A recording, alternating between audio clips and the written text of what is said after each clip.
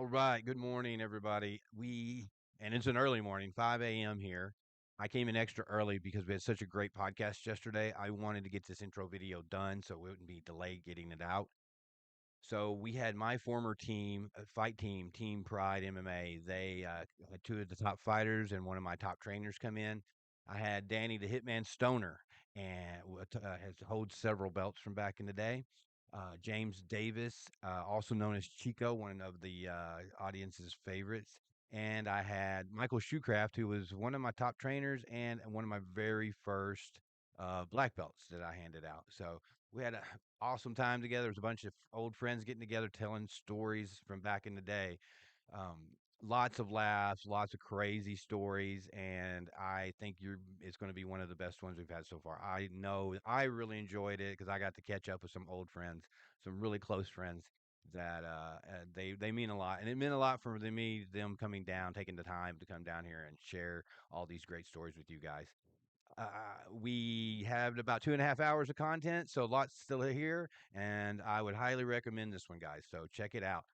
And without further ado, I give you Team Pride MMA.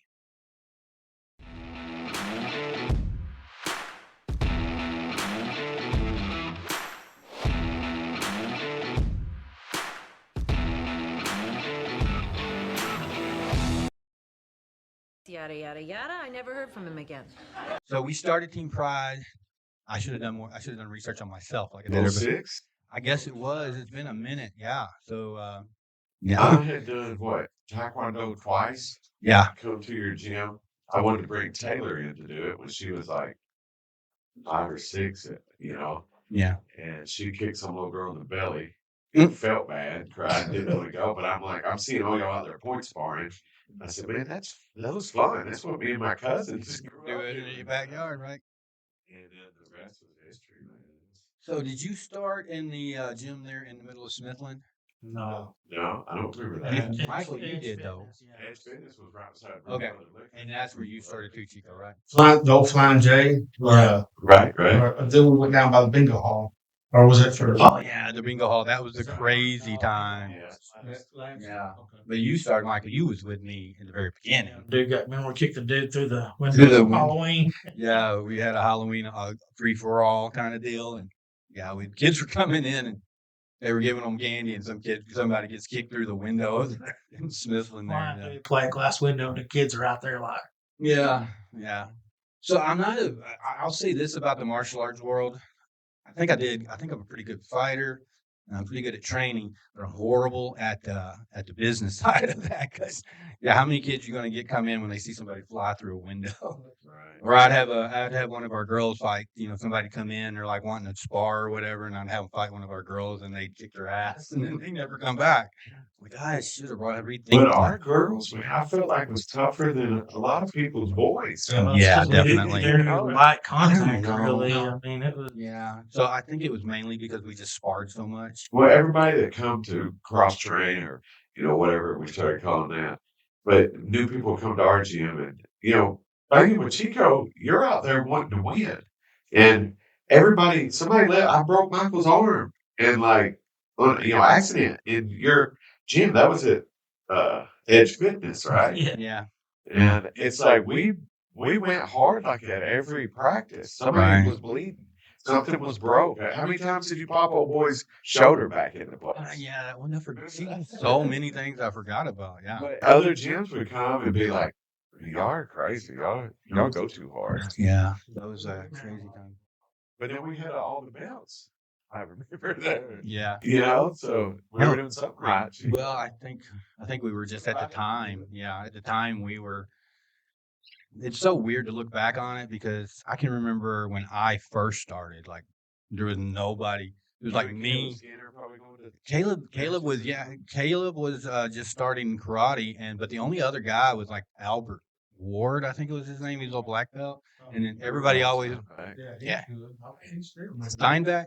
Oh yeah, see, I was way before that. I'm talking about when I first started, when I was a kid, and then when I got to high school, and everybody wanted me to fight Sebastian. Right. I remember hearing And that stories of stuff, that. yeah. So, but beyond that, that was it. And then now look at it, Jesus Christ, it's crazy. Because Forrest Griffin and Stephen Bonner. Yeah. Yeah. I mean, I remember watching it at Mount Stoners with my dad, you know. I got UFC 2. I remember that's the first one I watched, and I watched it pretty much a lot. And then I applied for being alternate for UFC 4 or 5, and I got it. I could go. But everybody talked me out of it because, like, I was young and had a job, and, you go over and get hurt or get arrested or whatever. And it wasn't.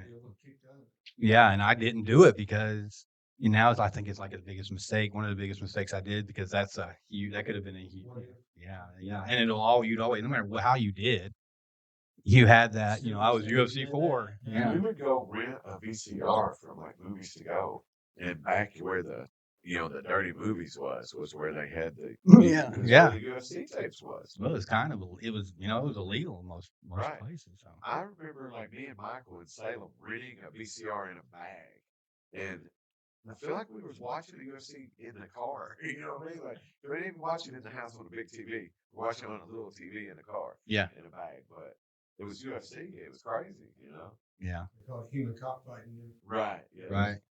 Yeah. It's like they got one boxing glove on. And right. Like, Stomp your hand or whatever. Imagine if headbutting, dude. Think if we could have headbutted. I love headbutting. Yeah. That's been like Well, that's a kind of a go-to. You like to bite too. I'll bite Go ahead and talk somebody. you down from biting a few people. Yeah, there's a difference in. It's like even when you're doing, like, you're on the street and somebody gets an arm bar, you can bite the shit out of their leg. They don't think about that. I had to rear naked choke a guy last night. Yeah, or on a trail ride, riding side by sides. Yeah, and it got out of hand. One nephew drunk. When you start out drinking at 10 a.m., bad things will happen. Right, definitely. And I put him in a rear naked choke and broke the fight up. When they go left, they kind of stops it. Hey, I remember Chico getting punched in a bar one night.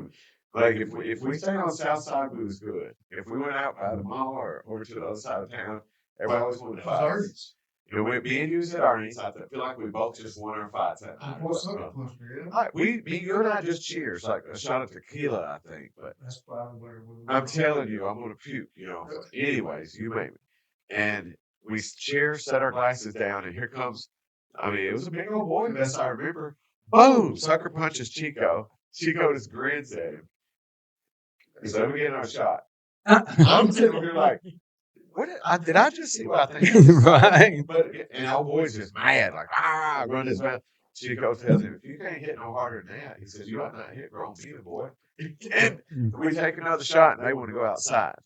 And I think they barred me or kicked me out. Well, we went out there, and the cops took them boys. And I was thinking we got back in and kept drinking. The tequila night road. Yeah. So why? What was it saying? Why did you looking at his woman or fighters? I think we celebrated because Danny or something. I don't even remember who it was, but we was drinking. There was a big old boy come up and was wanting to talk to somebody.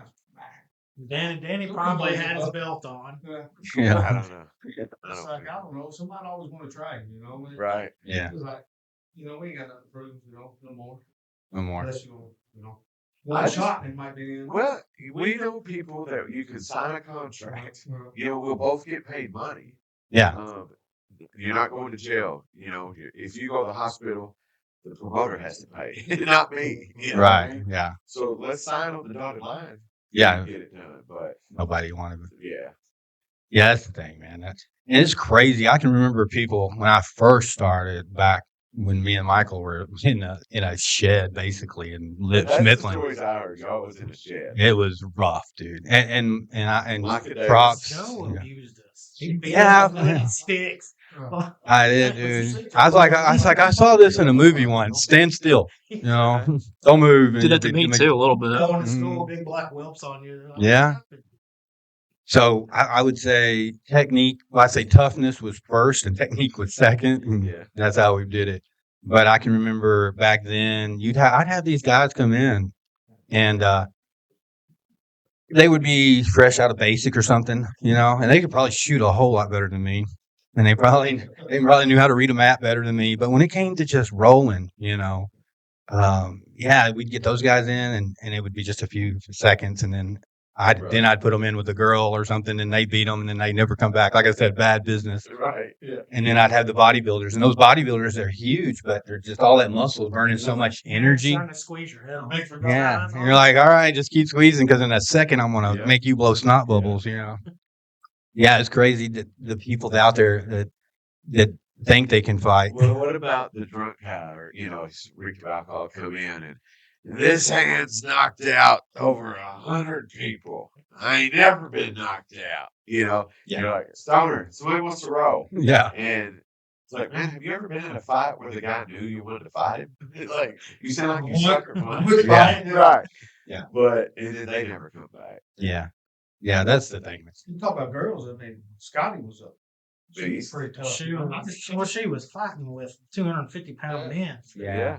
And that's it. Weren't That's taking right. it easy on her. Yeah. It's big though to know, you go roll with them. It's like, where do you go? That was funny Right.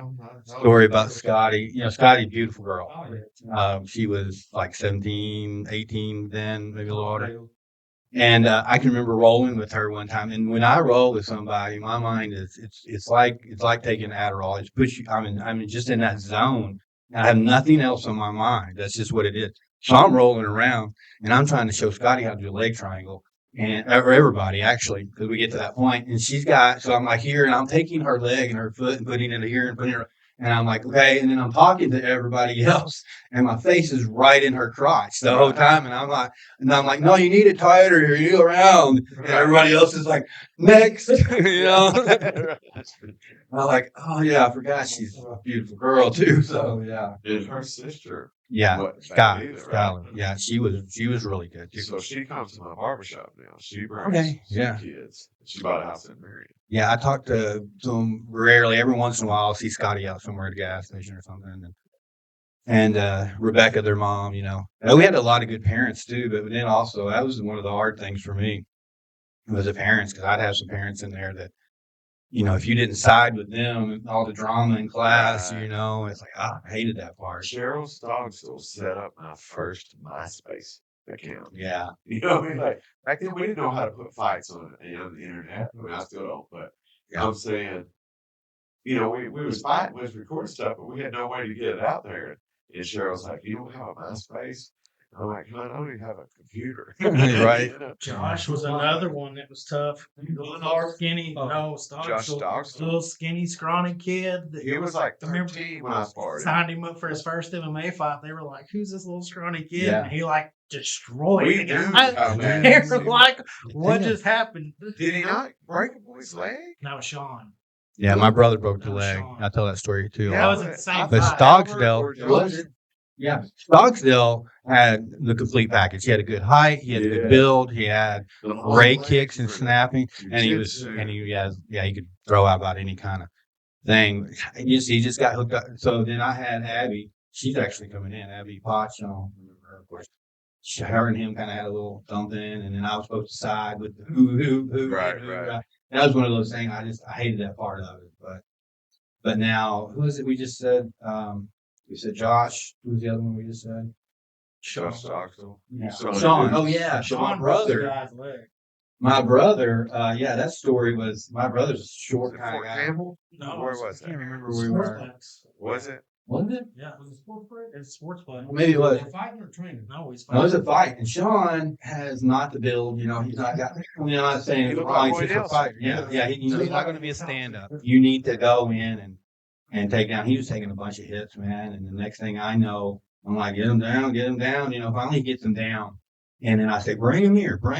It's like, he kind of moves him over to the corner. So I'm looking Sean dead in the face. And not on purpose, but Sean triangled that dude's leg. And he didn't know it. And then when he stood up to take a punch, bow, he snapped that dude's leg. And my brother looks at me and goes, I broke him, I remember how bad he felt. Yeah, over I it. think he was sicker than the guy was about it. Oh, He dude, felt sick. horrible, man. Well, the dude's leg looked like an S. And it took about 30, 45 minutes to get him out of there. Wow. I thought about it too. I'm like, dude's got a family and, a job. And that was the thing about fighting amateur is you were trying to fight and raise a family. And hey, you get hurt. Yeah. You get Well, hurt. they couldn't pay us but for the hotel and the gas, right? Yeah, that was because Got amateur. that sometimes, yeah. Yeah. That's all I ever got, Chico. Yeah. What about Well, Greg Mangrum? when you go, Greg Mangrum? Remember Greg him slammed Mangrum, that yeah. dude in Illinois? Come on. Yeah, it's like 10 seconds. What did the He Hammer slammed do? him. Basically, tried to Forgot set about us the up. hive. He Yeah. slammed him like Rampage. He Yeah. come charging. He was like, God, Greg was a He the beast, biggest man. 155 I ever was. He's bad, yeah. Oh, he's missing out. He just went AWOL. Really? Yeah, they never found him. Mm. Yeah. We had a bunch of dudes, just country boys too, just Isaac farm Franklin. raised. Yeah. Isaac was. My God, dude. Who was the dude that was real tall, like a big, like teddy bear kind of guy, but he's huge. He was a Salem guy. Jared Franklin. Jared Franklin. Yeah. Pete, big dog. Yeah, big Yeah, yeah. monster of a guy. 6'7". Yeah. And then one guy that we had that could have went all the way, Jeremy Ray.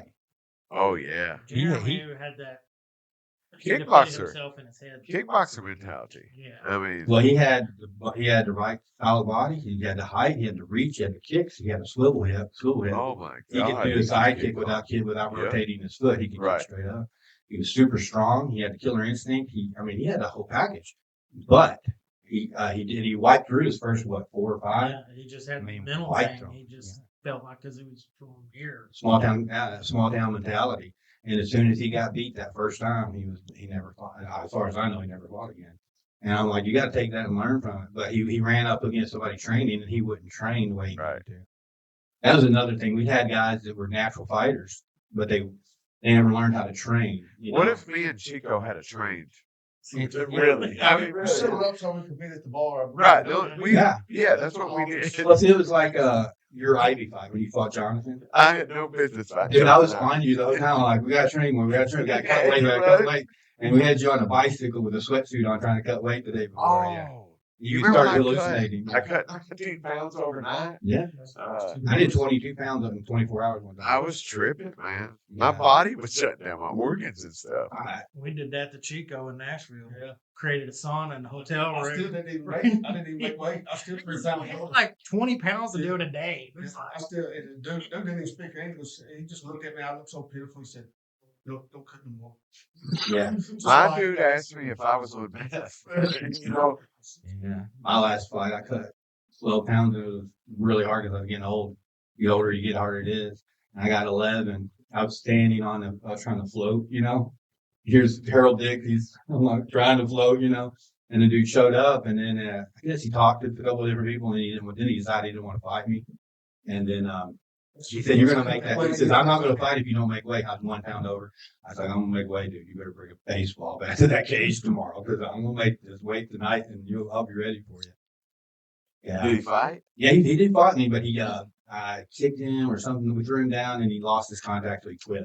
Right in the middle, I'm like, What about that boxer you fought at one time? knocked him down 45 times. Like I've never seen a boxer stand like that. I was over here. Yeah. Your head's So up. here's the deal. And he come in talking about 50 and 0 and shit like that. I'm like, I remember that. So I've never been afraid to fight a guy. I've never been afraid of the man.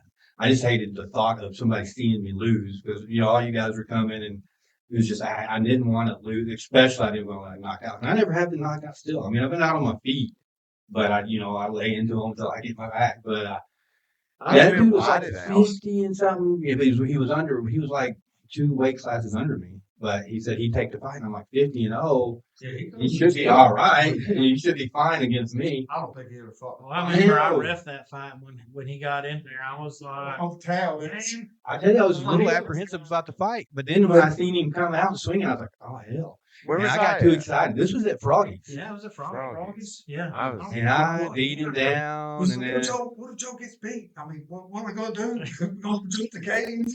well, I remember I remember that fight a little bit. I was a little overexcited there for a bit of it, and then I started beating. Then I beat him and then let him up. Yeah. Yeah, Well, just he began. was I like, beat him, knock remember- him down, hit him a few times, and like step back. I remember Yeah, Joe I being felt kinda more bad. of I'd be an- like, you got to get up, They- man. Later, they were contacting me. They were going to sue me because they had a fractured skull, and and I was like, "You fought him, and you knew you." That's pro fight, right? Wasn't that registered as a pro or no? It's like, hey, man. Yeah, I don't know what my probably real. I know record that's is, the you know what I problem. mean? Like people ask What me, was I fought sanctioned and so what wasn't? many. I know Todd Neal loved us. Love Try you, my deal, deal. but see, all those first ones, none of them were sanctioned. None of them, they were just basically backroom brawls. And Right. XFL. Yeah, that was, but I mean, I wasn't a sanctioned body. I just had a gym. What did we sign up for, Mike, in Illinois, the Hive? I signed up for something that I still sometimes get emails for, like a KHAS. Yeah, Something. it was just their sanctioning body. Like Yeah. Kentucky had the Kentucky, it was their sanction. That was a show there. The Hive was nice, They yeah. did a good show. I mean, they had a good after party too. I actually drank a beer with y'all on one of those. Right. I'm We like, got all right. there first. Y'all It was have just fun. Danny, and then I think they were setting him up to lose, and then he didn't. Yeah, then they That was wanted that us to real bring bloody When water. I fought Bald Bull, That was a real bloody fight. this And dude would just put his hands down and charge at me. yeah. And I'm just sidestepping. Yeah, I mean, it sounded like a shotgun going off every time I'd hit him. I remember your shorts hung in the gym forever because they were like Maybe red. had blood. Oh yeah. So Danny Stoner's his just unorthodox fighter. Oh, yeah. But the unorthodox about it was the shit that would catch people off guard. Right. You know, The little dumb Well, you stuff. was You doing would do dumb that yelling, weird- this kind of. well, you would do that weird Look down overhand. over here, Exactly. jump over here. Well, you would look down and throw an overhand, and Right. that Or would a leg they'd be kick. like, no, we're You would supposed to think be here, and his next leg thing, up that high, but he couldn't. That's the thing. Nobody ever thought I could kick as high as I could. Yeah. You know. That's that. When I first signed up, that's what Joe said. Stay away from Danny. Yeah. He'll hurt you in the gym.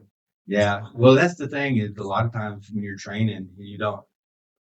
If you really haven't drilled techniques and stuff like that, you can hurt somebody because you Yeah. don't know how. You don't know. All you know is how to knock somebody out. Right. You know, it's hard not to know how not to do that. Yeah, that's when I showed up. We went. I don't know if Danny was fighting over there in Metropolis that night, but I was there and I knew Amber or something. And then Yeah. I said, man, I want to do that one time, you know. She said, well, I'll get you right in. I Yeah. said, really? Is there any way we can get there? Amber Punch said, a little yeah, closer to them. She introduced us, right? Yeah, that night. Yeah. Right. She said, really? If I get the blue Yeah. right in the way now. Yeah, I'm ready. You know. Move the wire some. Let's get it. And he goes, go sign up. Joe, I went down there. I told him I won't See fight the him. microphone in the way though. Now And I'm still standing there. I see the wire now. Should I train in it or something? He goes, well, I recommend it. You know, Yeah. So I think I joined the gym that night or something, and then You can see the microphone, but Five it's in a not. month, you know? But it is. Yeah.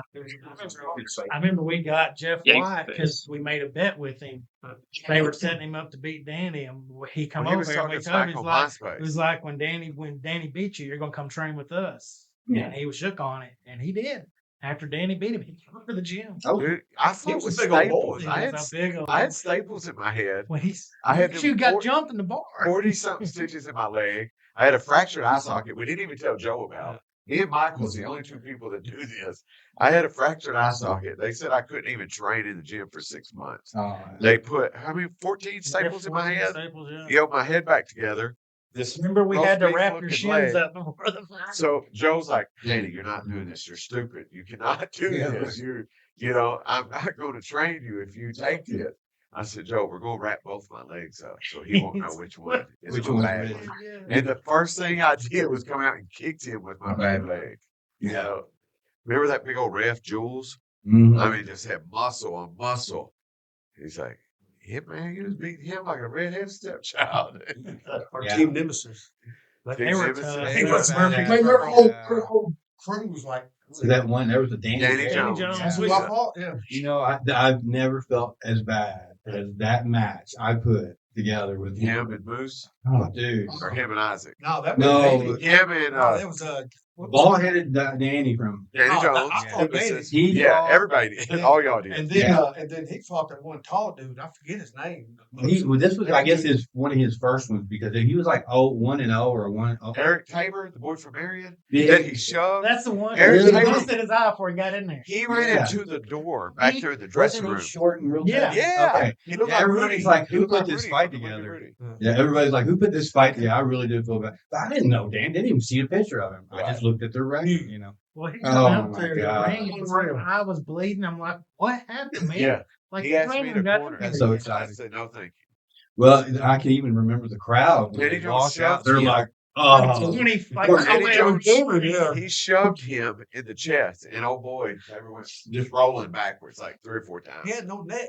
I mean, he was just all muscles. Well, he Oh, tried to he's a blame beast. Michael for stopping the fight or something. I'm like, I should have stopped that fight sooner than I did. Yeah. As soon as you see him walk out. yeah. When I seen him walk out with his busted eye. He's had no, but the records were the same. He was Yeah. like, They had no record. I remember he hit Eric with the right hook, see, I don't and it remember knocked that. him into the cage like 6 foot away. Yeah. It was just like, That was a bad lineup. I mean, but he Whoops. cut down. He walked But around back about then- 250. Yeah, he's a and big cut kid. down to 170, 185. Yeah. You know, But back then, you didn't really have a way to research Yeah. anybody. You didn't Exactly. know, and you couldn't see videos. let's go by the record. You'd look them up, and it'd have the black silhouette with a question mark Yeah. in it if it didn't have their picture.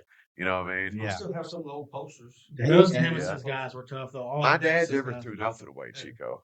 Like I got all got the to stuff them from my somewhere, man. dad's. I've left them somewhere. I don't know where they Dude, I got are. a stack of I always like DVDs, to see probably them. this tall. I remember your very first fight in Madisonville. It was like 150 degrees. Oh God, And Yeah. I remember your papaw back there. right? Hard out. Yeah, Hide him. yeah, Nobody. yeah. Um, That was big old boy, Chris. Chris We Kelly. called him Chris the Killer Kelly. We made up all them fake posters at the saddle shop. Yeah. I was hanging them all over town, like 500 of them. They're coming to me asking, "Are you making posters?" I'm like, "What? What are you talking? What posters?" And they showed me one. I'm like, "It looks. It's a good picture of me." You know, but I didn't tell them. Brooke Grimes come up with the name at the saddle shop. You know, because we had to have a nickname for the poster. Yeah. And that was like, I liked wrestling, you know, Bret the Hitman Hart. Yeah. Yeah. But that Nemesis team, they would bring it every They were time. tough. They were from They bring a whole Murfreesboro. crowd. Yeah, they're They from bring a Murfreesboro. crowd. I mean, they was. Well, they was real, man. That's the was big. thing. Yeah, That was that's really where They you was a real fight. That's why the fights were, I think, a lot better back then, though, because you had us, you had Yona's guys, you had SSF, you had Nemesis. And there them was Mike Merriman, actual dude. They damn. was- they was tough. How Ron- cool was Mike Merriman, though? Yeah. You know Ron what I mean? Daly's coming up too to the podcast, and I've thought about Mike as well. So but Mike Merriman. I ain't thought about him in a while. I love that dude. he's still He's training, out man. for it. Clarksville, I Yeah, think. Clarksville, yeah. You know, he Yeah. trained Ivy for a little while, trained with Ivy or something. Yeah, Ivy was with He trained Josh. Daly for a long Ron time, Daly, and then yeah, Daly, and then Mike started training for Daly, There you and go. then Ivy's kind of out on his own. But I remember him telling me one time, he says, "Stoner, you gotta stop being so nice to my fighters." Yeah. He said, "Before we meet, you know, I'm telling them that you beat up little kids Right. and you fight dogs and you're this horrible person." He goes, "You walk up to us, you're always got that dumb smile and you're happy. Like, hey man, lose your guy's first beer." And he goes, "You're fucking with their head, man." Yeah. Like that. I think that night maybe that he had a big tall army guy in Mike Rift. That was the longest fight you had. Derek Lehman. Was it? Yeah. Not Derek Lehman. Oh. That was at Fort Campbell. This was a tall white kid over here behind Froggies, maybe. Was it not? yeah, He was an I mean, army Derek, guy. That was a fight. I think yeah, like those froggy fights, man. Brandy got thrown out that night. Brandy from Marion, the girl that was always, it was, Yeah, it was. she got thrown out. No. I remember the riot that Jeremiah started at Murray. Yeah, Him and Brad were fighting. Something happened. They started a riot. Got started. Sean Shirk was there. Sean Sharp, yeah. My dad called him a Yeah. little guy. Little So, guy. so I'm gonna say a name. just a little I'm gonna guy. say a name, and if you guys get too crazy with that, we'll just have to edit it out. He's a local boy. I still like him. Pink Punisher. I know Joe you're know you're Jackson. saying, oh, He's a Pink I Punisher. remember taking him up to the high. Yeah, And, he yeah, started he lost it. He could have been a great little, great. I don't want to say little bit. I mean, he could have been a good fighter at his weight. He had the build and everything, but he just had that anger issue, man. Yeah, he destroyed the whole bathroom. And he was winning that fight up there. He was winning. He whooped that dude up there. And but they disqualified him, right? no, Was it? no, he won that fight. Did he win? No, I thought he quit or something. I don't know. I don't think maybe they did for elbows. I think maybe they did for Yeah, elbows. He They just did. kept doing something illegal. I'm almost Joe positive said they the disqualified ref wouldn't call it. They disqualified him. But Joe was pounding that. But he was beating him. I said, "Who cares, Joe? If you're beating him, who cares Yeah, what he he's took it doing?" personal. He took everything personal, Yeah. really bad. And I'll tell you another one was the pit bull. What's his name? Little Sean, Was that his? Shane Crooks. Yeah, Shane, that's right, Crooks. Shane. Yeah, yeah. And, He he was was tough. man. He just did not fight like he trained. Yeah. You know, I mean, fighting would. I think the people, the crowd, might have walking got to him. out. Most You people know what I mean? walking to the ring. You know what I mean? Yeah. I He love gets it, so dude. stoked up. You know, And he would Yeah. literally be back there That's asleep. enough. Maybe have to wake him up. Be like, come on, man. That's another reason Danny did so good because that didn't psych him out. You know. I remember I'd be in the crowd eating hot dogs, not drinking beer either. before fights, you Yeah. know, and people be talking like, "Oh, we're here, y'all here at the Hitman Fight Night main event," and they don't even know it's me, you know, because I'm out here in the crowd. He not knows. Yeah, I think it's because Danny wanted to be a pro wrestler, really. I did. That You was know, the that whole was thing. you like to show We him went- more than Yeah, We went up to Lexington, just me and Danny by ourselves, and we to a strip club. Strip It was club. a strip club with a leaky roof. and this dude comes in and he's wearing like a trench coat. It's like a furry trench coat. Undertaker. I thought it was a fur coat. I don't remember. Like It a was, long but beat. it was long like a trench coat. Yeah, And he comes in, he like runs up on the stage and swings around the pole, and I'm like, swinging around. I a bet stripper that's pole. your guy. Yeah, Mike called It that was. from the get-go. But He brought his mom to the fight. And I drank beer with her afterwards because he didn't he drink. never had a beer in his life. The kid thought he was Triple H in real life. He trained He, him. he had the ponytail, walked out to his music. He They got sprayed up. water. Yes, Chico, Yes. he did. And he wore little bunny slippers too. Oh, In the And I fighter did the meeting, rock bottom on him in the fighter meeting, he asked, he's like, "Can I wear my shirt?" because it was a And Triple H tank shirt. top. And they're like, "Well, I don't know why you'd want to, but yeah." And Danny's like, I raised my hand. I said, "Can I pull that over his head, beat the shit out of him with it?" Yeah. He said, "Yep." I said, "Let him wear it." and then he ended up submitting him. Never done a submission in his life. I was 2 weeks training, Mike. I'd been training literally 2 weeks. Yeah, I think I remember you guys telling me. I about did a that. rock Yeah, bottom. I taught him how to do an arm bar Yeah. in the fight. Joe, he runs right into me, a rock bottom. Can't explain, don't know how we got there, but the kid wanted to be a wrestler, and I made him a wrestler that day. Picked him up. When I slammed him rock bottom, his knees come up and hit his head, and I think maybe knocked him out a little bit. Yeah. And then I jumped into an arm bar. But what I forgot was I didn't know how to arm bar. Right. So I'm just pulling with everything I got. You got If back anything, around. I'm going to pull his arm out of socket that way. Right. You know? And Michael's screaming, "Flip it over." So I'm trying to flip my hips. I'm like, what does he mean, flip it over? Yeah, that's He's not a good going- time to learn. Danny, look at me. Look at me. So I'd look at Mike. I go, "Wow." No, he didn't go, "What?" He goes, "Take his hand, flip it over where his palm's up. Flip it the fuck over." You know? Once I did that, then you kind of see his elbow pop up. Yeah. And I felt bad for, hurting his arm or whatnot. So I tried to buy him a beer. He goes, "I don't drink." I'm like, Yeah. "Who with this girl that you're with?" I said, he goes, "That's my mom." Yeah. So I went to drink with her. sorry about your boy. Yeah. Mhm. I'm sorry. Yeah, we had this dude come in. He was a state trooper and he was a Golden Glove boxer. Anthony Trotter. And he was Trotter. Yeah, he was a BJ black belt. Tough And he's a kid. tough guy. Yeah. And I rolled with him a few times, and I rolled with him, and I was really getting into 10th Planet stuff. I still love that stuff. You Yeah. gotta have super You flexibility. know, is that Eddie Bravo? This one? Eddie Roll, yeah. Yeah. But you gotta have some really good flexibility to pull that stuff off. And nobody around here was training it. I mean, nobody. They were doing like twisters and go-go's and some similar stuff that you've seen. They just had their own kind of take on it. And I remember getting him down, and he had guard. And I'm a big guy, and most big guys don't fight on their guard very much. Right. But Well, you were just That's so pretty much deep. more flexible than you looked. yeah, and also my weight class, I was always light for my weight So, class. yeah, So yeah. I'd always, if I got down. So I started working. I got him, and I got him mission control, and kept working it. And I could tell he didn't know what I was doing. And he was working different things. I could tell where he was going with it. And then finally, I got my leg up, got go plot. I had you grab your toe, Right. started stretching him out, and I was like, "You go tap." I didn't read the way out. He's trying to hold it. Finally, he tapped. He said, "What the hell was that?" Right. That was back then. You could do that, man. 'Cause Yeah. people didn't know. There's very few Well, they people only do training. basic They did stuff, a straight line, So- yeah. Nowadays, dude, I look at stuff online and I'm like, Have you seen that dude like the buggy? yes. Where he goes to the buggy, I'm like, buggy what from the the track? That's hell? wicked, man. Yeah. From a dark choke into Yeah. a buggy. I watched that today. So did I. So did I.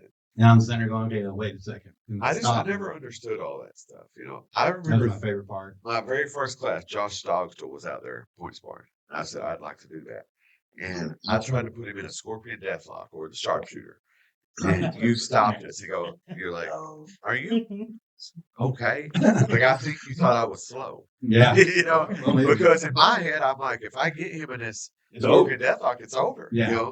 My brothers did the figure 4 on me all the time. I know how that shit feels. Yeah. You know? Yeah. Well, I mean, some of it's actually valid moves, Right, you know what I right. mean? But it's a little more difficult. It takes a little bit of them letting you. Yeah, it looks like the setups are a lot harder to get to those real and I mean, even in jujitsu, even the more complicated to move. I mean, still today, even though there are some crazy new techniques out there and better ways to apply, still, I mean, you still see probably 80% of the top's going to be the rear naked, armbar and heel hook, you know, stuff like that. Just your basics, you know. Y'all remember Jason Van Flute had that Van Flute choke? He was like on one of the Ultimate I Fighters think or I know who something. you're talking Yeah, I feel like he died early or something. I don't know. yeah. He was pretty badass though. Do you remember, Michael, when we used to do the heel hooks and the ankles and we would do a race? Yeah, We'd sit it's down. a wonder nobody really I don't got know, the. dude, 'cause Lucky none of that's y'all was seriously hurt. well, there was some I had some pretty bad ones, but and I know we had a couple of bad ones, but some of them were like pre-conditioned, like they had problems before. the worst things We'll go I with think. They had problems before. We'll go with that. Yeah, Michael had an arm. Therefore, these two bones snapped. The worst submission I think that we ever did drills on were calf slicers. What's that? The Oh, calf calf slicers. slicers? Oh, I hated them things. Yeah, and they you are. would truck them. You'd do them, and then you would like truck them. Like, Yeah. dude, I'm already tapping. What are you doing? Well, the calf slicer, I don't think if you really cranked it, you'd ever really. I mean, you'd have to really crank it to hurt somebody long term. But those heel hooks, you could break an ankle really quick, and we would I do a remember race. y'all rolling your shins with rolling pins. Rolling That's no pins. kickboxing. That's when I used to You know? kickboxing. We rolled our I had shins no with- feeling in my shins. Smack 'em. Right. Yeah, I used to aim for it. When I knew somebody was like point fighters and stuff, I hated I'd try that to lock shit. their shins. Yeah, well, you would kick me in the shin. I would tap. Like, it's over. I don't want to fight no Yeah, more. that's what we tried. I'd do the same thing though. Yeah. Sparring, I'd intentionally try to kick people's shins. Yeah, it was a target for me. And if you check it, I'd much rather hit somebody in the head with my shin than my foot. right. Honestly, they don't get onto the ankle. But those races we do, we get it set, and then we race to see who can get the heel hook faster. Yeah. And you know, you have to be quick on your tap because if somebody took that, like, yeah, that was stupid. But We did a lot of It's stuff, tough. silly stuff. yeah, I remember at fights though, everybody, you know, because big fish, little pond back then, I was, you know, one of the first, and I'd be at a fight, so people would come up asking me about somebody hurt, and then you go doctor. Dude, I turned around. It was that one in Murray out there at the third floor, you know. Right. And I turned around, In hey, the Joe, rodeo hey, place. take a look at this. I can't remember. It was somebody we knew. I can't remember who it was. And I turned around, and their mouthpiece had went through their bottom lip. It was me and Ray Lee, was it Was not? it that? Did I elbow Ray Lee? I can't And remember. broke his mouth guard? Ray Lee sounds right, but it went Yeah, through his he's bottom barbecue lip, and it looked like Barbecue man. he could put a plate like He just quit. He said, "I'm done." When he asked him, I was reffing the fight. He asked Danny. He was like, "Please quit elbowing me." Well, it was like this. He would cover his face, but every time he would move a hand to tap, I would elbow him right there. So then he'd cover back up. And he's going, will you? Please. You called him a Stop. dog one time with a Yeah. knee, and it just Right, in right. fight. I mean, but it's like, But if you remember, nobody would fight me back yeah, then. yeah. Ray Lee, like, you Stepped kind of up. talked him into it. Yeah, I remember turning He was around doing and that underground he had wrestling a too. He was doing hole backyard in wrestling. his lower lip, like you Yeah. could put a plate in it, like, you know. And they're like, you think you need to? I was like, yeah, he needs to. Yeah. Remember Trader's Mall? Oh, God. What was that dude? The wrecking ball. Great big old son, man. Yeah. I seen him at Walmart like a week so later. many fights. And he was running a pencil up through his nose. Where I broke his nose, he could run a pencil in and out of it. That was when we Oh, had mohawks. what was his name? I don't remember, but I remember. He just I bled. remember we had The green blood wouldn't mohawks. stop. You had a green mohawk? You did too. Did I? There was- It's Trader's Mall, man. that's where we really kind of got rolling. Yeah. We fought for Harold, and then we started fighting with Harold. That didn't turn out so great. And then against Harold. And here's another bad businessman, you know. So when I did a fight, I wanted the music right. I wanted lights to be right. I wanted the right fights. I wanted the cage to look good. And we'd have this much money. Harold Dick would bring out a boom box Uh-huh. and some flashlights or something Uh-huh. crazy and make the same amount of money. Yeah. I'm like, damn it. Yeah, I still do that today. I always try to go overboard. You know, Right. I want it one way. It's like Tristan, when we started talking about this podcast, we didn't talk for a year. And then we started doing it. And I kept saying, I want the optimal we can possibly pull off the first one. And that wasn't that. It ended up not being as good as I wanted. But that's my problem is I want it a Right. certain way, or I just don't want to do it. You waste a bunch of money before you find out how to doing it. You know, you do it the way you think is right, and then it turns out that was all for nothing. So you just do it all over again. Yeah. When it comes to fighting, I think people would rather see great fights in a fucking barn yeah, than it's not about than that. see a whole bunch of lights and great sound. Oh, the music's great, but the fights suck. That was what I When you always come out with kids wearing pads and they're just sparring. Well, Now I paid $40 for this ticket. I want to see some bangers. I want to see Chico get Yeah. rocked and then come That back was- knock somebody That out. was my Chico, though. favorite thing about the Hive. Every time, man, they had every fight up there was a great fight. Yeah. It seemed like. Yeah. You're right. Loved their shows. Well, and Chico was that guy. He would be like the Forrest Griffiths, Bonner Forrest fight. Griffin, yeah. You know, he's going to bang, he's going to swing, and he's going to go for it. Yeah. It's like we were talking earlier, Chico and I were talking about. I said, well, you know, just a lot of guys our age don't want talking about different kinds of business and stuff. But they don't want to gamble with their life. They don't want to gamble with you. They don't want to take a chance on something and lose everything. That was Chico going We into the loved fight. it. That's what When he Team went Pride in the did. fight, he was swinging, and he Yeah. knew he could get knocked out, but he was going to bring it. That was it, and that's what people wanted to see. All that- of us was, that man. We boom. might get knocked out, but we might catch you first, I'll too. give you a mean 2 minutes, and then That's right. you might give me after that. You know? Well, I remember that first fight. He came back. He was back there, and you would give it all you had, and then send her in that trash can. I thought he was going to. Puking? He wouldn't stop puking. Yeah. I was like, Yeah. damn it, man. That's true, you know. Beans was always the same He way. gave it all he had, though. That's what it is, putting it on the line. You know, and people don't believe this, but honestly, man, in a real fight, I'm not talking training, like we're drilling or something like that. And I'm not really trying to close a whole lot here, maybe a little bit, but I never had tapped in a real I real remember always fight. saying that. Yeah. And I always ask people, I said, find them, bring them here, because you're not going to find somebody to tap me in a real match, you know. And so many guys we had was, I don't tap, and he's Yeah. As soon as they get in a position, they get somebody looking at them mean and they tap, you know what I mean? It's like they don't have heart.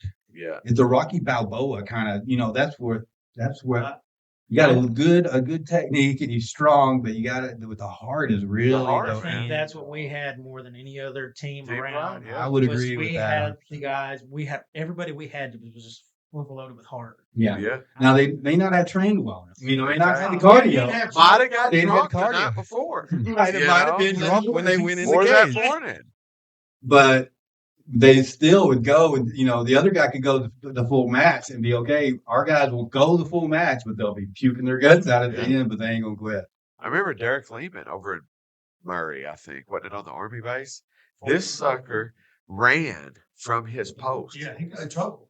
Got in trouble. He left his Well, post if to he go left his fight. post to go fight, he he didn't Yeah, come I back. Come fought me, beat my ass. 30 minutes. That's 30 that wasn't minute just fight, We dude. did an extra round We did, because it was tied. tied. Both of them. It was Yeah. a draw. it was a draw. And we Caleb asked, Skinner. he's like, do y'all want to do one more round to get a winner? Or do y'all want to sell Oh, a draw? And y'all God, are both Derek. like, no. What a No, I beast, did. man. Right. I'm laying on the ground. You're telling me that I won. His coach is telling Ron Daly was telling him that he won. Mm-hmm. And we're both laying there, and I know I'm going, God, I don't want to fight. Well, this both guy of y'all were anymore." shaking your head no. Exactly. Said yes. Y'all were Exactly. Like, You yeah. want to fight anymore? We're like, yeah. So, and Caleb Skinner goes, don't shoot the messenger, but they want one more round. Oh, You yeah, know? I know what that's like. And so he got me in a sloppy armbar, and I tapped, man. Yeah. But That was probably the best fight, though. that was the only fight that I did Don't not think he drink ran a back beer. to his post. He did. After- He ran Then back he to ran his back post. to his post. He got- saying Okay, so referee. wasn't he our champ, right? For a Yep, little he while. won that belt, but then that next Friday he got deployed He So, came like, back to you. to a desert storm. Well, no, he said, I want Stoner to have it. He Yeah. said, that's some bitch toughest But- fucker I ever fought. Always do But I it. didn't want the belt like that, so I fought the big dude, the big caveman guy. But Derek fought Marion. at our place, Yeah, He fought yeah, at- he did. He fought fought somebody several else. times. but he had his belt. Yeah, Okay, because I remember he fought came- over at Edge Fitness. Yeah, yeah. Well, I'm talking about when we had to. Or not Edge Fitness, but the bingo hall. Yeah, well, we didn't actually have the bingo hall. We had the building beside it. Yeah. And I remember he came in. I kept going, "Oh my God, where's he at?" Because he's supposed to fight. It's a belt fight. And he shows up. I'm like, "Dude," and he's like, "Yeah, I went in the wrong building." He went in over there to bingo hall with all them old ladies and stuff, Right. and they were mad at him. They didn't even like us because we screwed up. Exactly. Whenever we tried Parking. to parking So, was yeah, they yeah. hated us for that. But Darren yeah, was he's really like, cool. He reminded me a lot of Dan. He was always Oh, he really was so calm and cool. chill Yeah. and relaxed. that He makes just sense. like to fight. Yep. And he was an athlete for sure.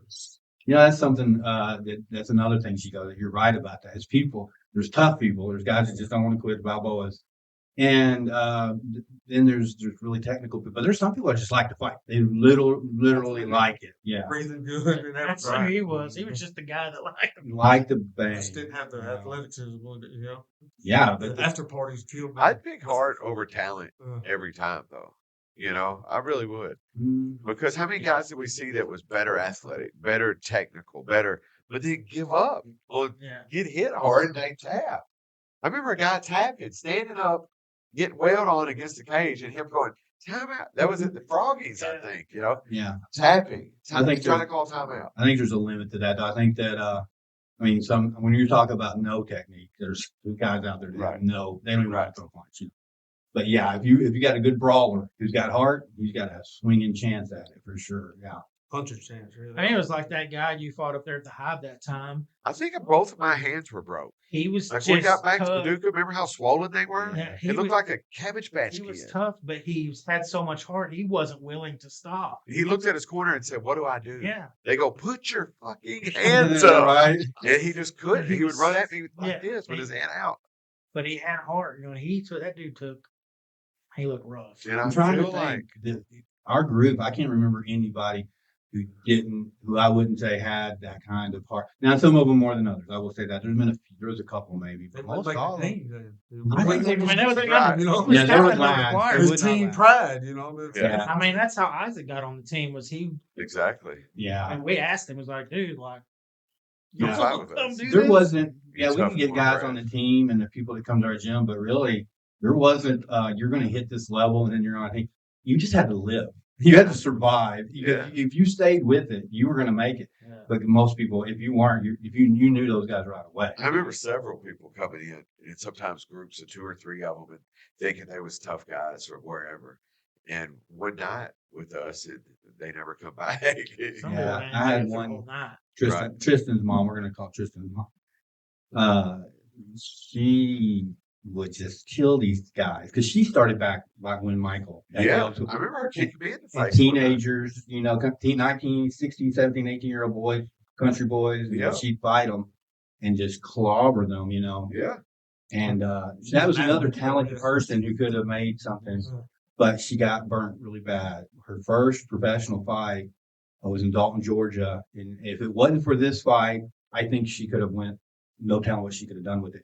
The reason I think that is because then there was very few women fighting. exactly. It was very, so, if you were really good, you're going to go far. Yeah, And this dude, this promoter, we get there and I had to fight.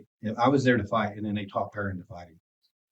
she's prettier than you, Joe. I know. They want that girl fight. They want a girl fight. Man. Yeah. Promoters is what made me sick of the whole game. Yeah. So I fought the dude and I had come in on weight and he'd way overweight. And I went ahead and fought him because back then you had to travel. And he had long arms. I remember that. I think I won that fight, but because I can't remember. I think I won it by point. I know it went to the decision. I can't remember if I won or lost, but I think I won that fight. And I can remember walking back to the back and people were looking at me like, and they weren't going, yeah, or anything. They were just like, and then I was like, and I get back to the back and my face looks like a freaking meat grinder car wreck. I looked, my jaw was locked. He had a good straight jab. Right. So now I'm supposed to go out with her in corner. I couldn't even do it. So these two, whatever promoters cornered her. And I knew just when that girl hit the cage, I could just look at how she was standing. I'm like, She's a fighter. Dude. I'm like, oh no. Because they told us she's only point fighting. She never had fought him. No professional fight. That was tough, but first fight. Yeah, she just comes in, bam, bam, bam, on her butt. Bam, bam, bam, on her butt. And hard, like everybody else, got up 4 times. She put her on her ass, and she got up all 4 times. And finally, they called, and I would have called it sooner. Right. And then the next morning, we're getting ready to leave, and on this public TV news, are like, Deborah Nichols fighting for a professional boxing title, and blah, blah, 2 weeks from then. Uh-huh. And I'm like, they stuck her in there with someone who had a professional boxing record already. And that was the dirty promoters. Yeah, and then it ruined that person. Now, the next time, there's these 2 little pixie girls out there, and they wanted to fight her. I'm like, you're going to kill these. You could fight both of them at the same time. she wouldn't. So they put them together, and they were going. Yeah. It's like so. Throw with the wrist. Yeah, that happened a lot, man. Do y'all remember the girl fight at Trader's Mall? The one old girl. I talked about that. I talk about that one a lot. I got the DVD. Didn't she cut? One of them got cut.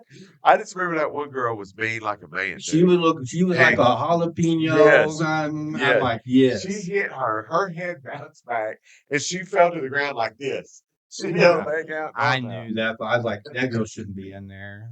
But That's I remember, different for girls too, though, because Yeah. they get cut, big old scar like that. Yeah. Yeah. I think we're still pretty, all of us. Well, we You all know? look pretty close to the same. Jeremiah, probably the ugliest. I haven't seen him in a minute. Exactly. Yeah, I always had no blue ears. Yeah, some people are just prone to that, though. Everybody was like, Jeremiah, put your hands up. He just wouldn't do it. You know? He loved to scrap, man. Yeah, he was Yeah. definitely He's scrappy. strong as a beat, though. He was an ox. Yeah. Last time I talked to him, he was like coaching his kids Yeah, softball. he's doing good. He's in PBA. Yeah, Uh, Paducah, Craig County. So he likes around town. A lot of people don't like him because they're hiking. Yeah. Right. So I was at my daughter's graduation yesterday. Yesterday. That's a tough one for me, man. Hey, I still can't hear some songs, man, because they was my kids. Oh man, Like my graduation kids- song. I'll ball. My kids are just, And Tristan, when he graduated, I remember I acted like a fool, man. For me, it was a special thing, and I have my own personal reasons for that. But I actually succeeded. It felt like I succeeded in making sure we got to Right. that stuff. And then she did same thing. I was like a fool going down there crying like a baby. But I'm looking at all these people who I went to school with, and I'm like, what the hell happened to these people? Got old. And I said, they got old. They must not know my secret, But they are, man. It's like catcher's mitt face, I'm like, Right. what happened here, guys? Then I'm like, well, maybe I should look in the mirror a little closer. I just don't look in mirrors. Yeah. It's a crazy thing when you get, and when for me it was hard too. For when I started dating my wife Shelby, and she was so much younger. So I didn't see that, as much as others. I knew she was. Now looking back, Your anniversary. now I look back and I'm like, wow, man, I could definitely understand why people were giving me evil. I still do now. Last At least. time we were all together was probably your wedding. Was it? Probably. Yeah, that's way back. Her mom was out there. She was running the show. yeah. Her mom. So Shelby was 19, and She was a fire. She couldn't fall from it. when we started dating, Shelby was 19, and I wasn't. Yeah. Let's just say that. And I remember meeting her mom, Tammy, for the first time, and she wouldn't even look at me. She just stuck her hand up like that. But I won her over eventually. Yeah. Back, this is a little quick story on that.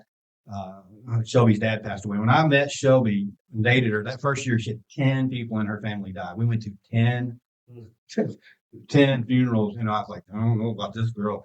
Because we went through then, and one of them, 2 years prior to that, she lost her brother. And then one of the 10 was her dad. Her dad died on Christmas. Now, talking about her Christmas Eve. brother that I met at the wedding stuff. No, her oldest brother died okay. over here at the Bottoms on a 4-wheeler accident. And it was hard on the family. I mean, I couldn't imagine. I don't even want to think about it. But so she was like definitely some emotional issues going on. And then her dad died the end of the year on New Year's Eve, right beforehand. So, anyways, we dealt with that. Tammy, her mom was putting up with me, right? And finally, we got into it over something. And I don't get into it maybe. I'm pretty easygoing, but when I do, I forget what exactly the reason. But I spoke my mind a little bit too much. And then later, one of her cars, Tammy's vehicles, she loaned it to the family, and they had a wreck and hit a deer or whatever.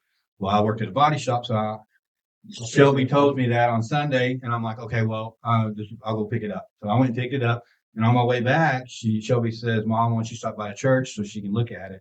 And I come by that church. I'm getting emotional talking about it. And she comes out just a ball and wrapped her arm around my neck and said, we done with this? I said, I never started it, but yeah, we're done. And we were like close friends ever since then. But Right. of course, we're pretty close to the same age. So that makes sense, I right? just remember she So was I say pretty close. I mean, like months. One more real quick story on that. So my youngest son, he's 8, right? Yeah, he just turned 8. He's 8, and his grandmother. So Shelby's grandmother married a man about 20 years younger than her. And, yeah, right. And then Shelby's brother, he's got an uncle that's the same age as me. So Enoch's dad, his grandmother, and his great grandfather and his uncle are all basically the same age. Wow. Yeah, he don't know no better, but yeah, we're all right there at the same age. Yeah, yeah. So it's pretty. Yeah. Nobody know. Every time Shelby and I used to go out with her mom, would go with us, and everybody thought Shelby was my daughter. And yeah, we were I've heard married, that which with Megan. Tabby's You know, very pretty, beautiful. I didn't take offense to it, but right. the only time I take offense is when they say I was Shelby's grandpa. I'm like, I don't like that, but Right. we got over it now. Nobody cares no more. You know, that's something too, though. People will say, mixed race, mixed, gay and bi and lesbian and all that. Everybody will kind of be tolerant with that stuff. But if you're 20 years older than a 19-year-old girl you're dating, yeah, they don't know. It's different for the guy and the girl. Exactly. You let the guy be younger and the woman be older. It's okay. Yeah. Or it should be. Yeah. With high five them anyway. Right. Yeah. It's like teachers at school. I never had one of them. Yeah, right. Oh, we better change that subject too. We don't have any female. We don't have any ladies in here to protect themselves. All right. So let me think. Where were we at? Just talking fights, but I think my favorite place that we had was there by the bingo hall, that old church. You remember how we took that? Why can't I remember this, guys? He was there. You Right? were there, Danny. We had our cage set up, full time Right. trained in it. All the time in there. Where we had And the fights bingo at. ladies was mad because we was Parking there. lot. They Yeah. didn't like us being. It Like, was, I remember all this, it but was- why it can't I was an remember the old building? church. It was Brad Hinton who actually done it. He burned. A car caught on fire, and they turned it into. So this is what helped me remember. We had an auditorium. It was like they had a sound booth up there for the church. Well, we made it. Those were VIP people. They could rent that room. We had like 5 or 6. You remember, Nigel? 5 or 6 people could sit up there and watch the fight from like a. Okay. Yeah, it was pretty cool. I can't remember. We had a. Who did we fight then? Like, who did I fight? Everybody. See, me and We Jerry. had, 3 or 4 fights there, I think. Yeah. Jeremiah's dad, Jerry. We were partnering on that when we had a fight somewhere, and somebody stole our trailer. You remember that? No. That's weird. Yeah, that was my favorite place. It was fun. Yeah, that's probably my favorite place too. I can't even remember it, man. Yeah. I was there first, right? And then Flying J. The I think my picture, brain, dude. that picture of you and Chico standing by the cage with y'all's belts, I remember that that picture. was at that gym. We took Is that where my shorts was hanging? Yes. Okay. Yeah, it's big. It's a big old open building. Yeah. White Russian. Had like a I mean, 25 White foot Russians, ceiling. man. We for real, guys. If me and Chico got together, God bless, it was not good. But if we come and train for 2 hours, our deal was we're going out drinking for 4 hours. Because we done got babysitters. We done come to Right, Paducah. gotta make the most We of got to it. make the most of it. And I believe that's all we did. I think that's what's wrong with my brain. Maybe that. A couple of kicks to the head. I know that's why we did it, Chico. Because it was whether win or loss. I didn't care about money. We partied the same way if we lost than if we won. The same way. Yeah, I think that. Before you go out, nobody was partying with a loser. That's what Nobody was partying with a loser. I think it was a little more you remember vulgar up than that. there in but- Illinois, they closed that bar down over you pushing that guy. The Well, UFC some guy insulted my dad. UFC fighter was there, and he was like trying John to kick Johns. the door down. John Jones wanted to party with us. He Yeah. party We're with like, us. Little John, you need to cool it, man. You're out of control. The Giant Slayer was his name, right? Yeah, He was John Jones. yeah.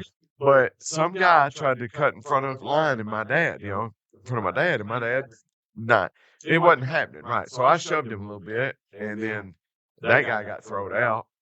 I remember there was a prostitute there that looked like Paris Hilton. Shit. I remember my Uncle David ripping his shirt off, pulling skin tags off of him. He was shooting blood like a sprinkler system. Remember that? Oh my God. He had left 2 little kids up in the hotel room. Like, hey, we watch the little one. We're going to party. My nephew won. Mm. That's what I was saying earlier. That's one. But I didn't fight that night, right? Yeah, you did. You defended your belt that night. Because that was why the guy was going to the bar to get the drink, because he kept trying to take your belt off you. In Illinois? Yeah. Yeah. Who did That I was the fight? night. That was not that our whole team fought up there. That was the night Craig Mangrum slammed the guy Right. and scared everyone. The Hive. Yeah. See, He was a beast for one. That's the only DVDs I don't have, y'all. That's the only fight. You don't have that? I got that one somewhere. Dang, I wish you'd find it. She got it up there. See, I'm That's feeling when I was punching Bald Bull. No, that was No? not that night. I don't remember who you fought up there. Yeah. I remember you fighting. I remember going to a party with Little Craig, dude, the wrestler. It was the same night that the kid, I don't remember his name. It was his first fight. He was scared. We He was talked to- talking yeah, to us. yeah. And remember Andrew Childs. Andrew How the Childs. hell do I And remember that? he looked like a cancer patient. Andrew Childs. Well, wasn't that one? I don't know. One of those times we took Johnny B up there. Yeah. Johnny Barton. How badass was him and his brother, man? I seen him out David. about 2 months ago. David was John was both of them. What's working at the He's working with Yona. Pizza Inn? What? Well, he's training up every Yona. Dude, Yeah, John still was does it. so badass, though, man. Like, Well, The he wrestler. was- had You such a couldn't good beat person. him. Remember but he he- choked that guy out standing up there? in Illinois? Yeah. He let him go and he just flopped? Johnny was one of the best that I ever trained with locally. Johnny B, yes. And I remember rolling with him one night, and I knew. I mean, obviously I know how good he is, and but I also know how hard he would take a loss, you know. And I got him in some weird ass. I mean, something I don't. I still probably made up stuff. I mean, Uh-huh. I think it was like a no arm triangle. I had both. I just had his head caught in my shin, and I was just cranking it. And he just goes like, I mean, he just takes the back and just taps me like that, and I'm like, cool. Everybody was wrestling. Everybody was going at it all around us, and nobody knew that match, how intense that match got. Right. Because it had gotten intense. Neither one of us was going. And he just barely tapped me. I just let it go. And we went on. It's a good, because I didn't want to make a big deal out of it because I didn't want to. He took it. It's like when you were saying, either way, you win or lose, you're going to party. And that's what I was saying about what made you such a good fighter was you went into it. It was more about the fun. You were excited to show. I like the show. You I liked like the show. the face-offs and doing the remember interviews. Johnny, and you'd stuff. have to talk him down before the fights because he would be like in his head, like freaking out. Yeah, I'd be the same way. When I Joe would was get like over, that. when I would get over a fight, if I lost, dude, it was on me. Remember for you weeks. fighting in Madisonville? You was telling the boy what he was doing wrong during your fight. Yes, you so You used know, to training. I'm like, this guy's out here instructing a coal miner on how to beat my ass. You know? Yeah, you just get so used to it. I do that with people. I If you fight. would put your elbow here, you could choke me out. You know, like mid-fight. Well, I just want to give you a good fight. I didn't want I you. No, I get used to training people though, and I can remember I would be in jiu-jitsu matches and be telling people, "No, you're pretty tight, but you need to tighten that up." Exactly. I told this on the last podcast, and Tristan told me I can't keep telling the same stories over.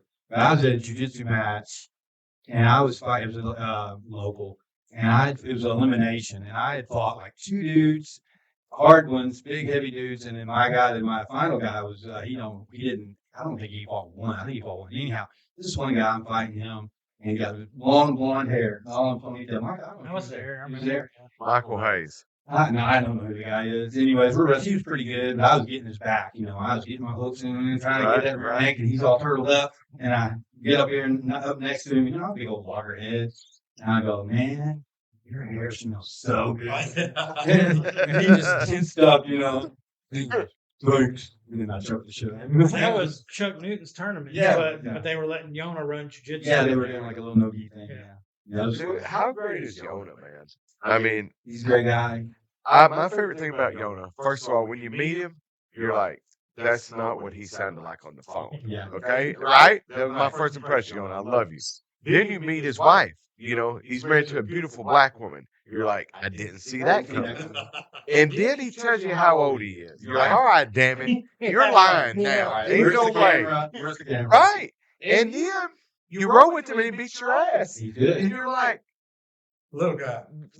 none of it makes sense, Yona, but you're great at it, man. Yeah, And just for the sport of MMA, I mean, it would have never happened without Yona. I mean, even from the get-go, if he hadn't had a gym for us to fight, it wouldn't have sparked. It wouldn't have sparked like it did, Yeah. I wholeheartly believe that their gym and our gym built MMA. Yeah. Team Slayer.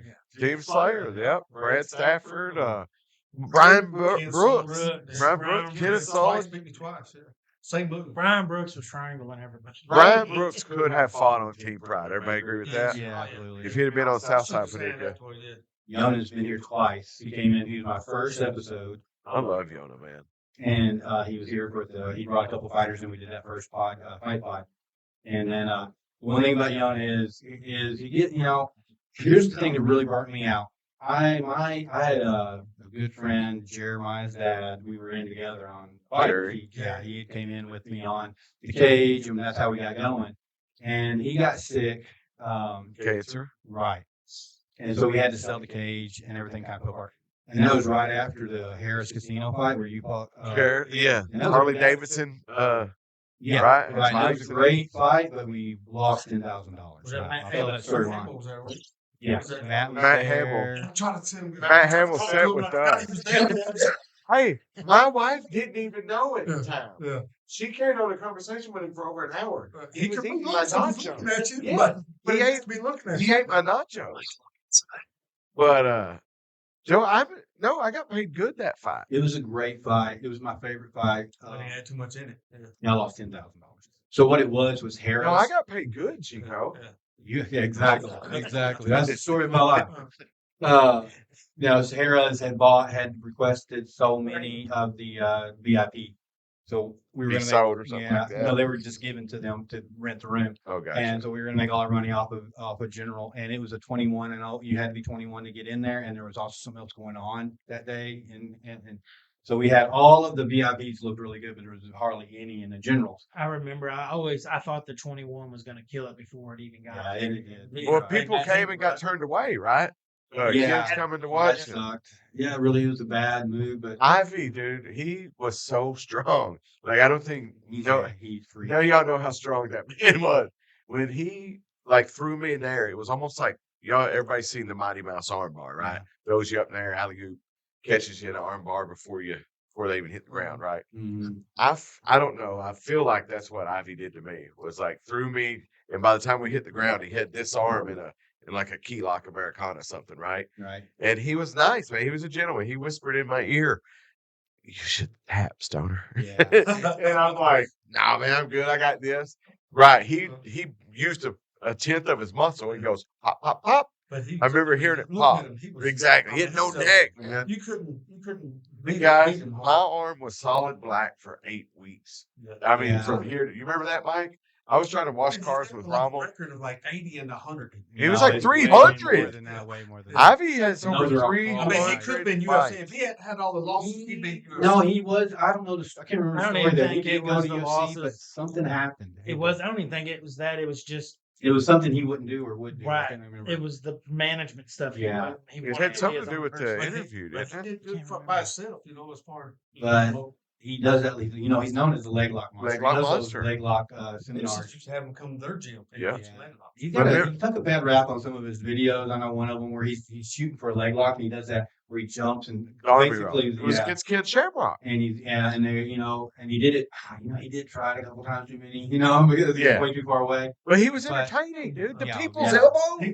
He Come out did with a that. mask on, Yeah. lay down in the- He had a machete with a. Well, he would drag out a body part. Yeah. What he brought to the ring is what he was taking home of yours. But- Yeah. And he was accurate, you know? He was a pretty good guy, man. I remember Yeah, he was still he really had solid. he had a fight, and he was beating the fart of, and it was a guy that like he grew up idolizing.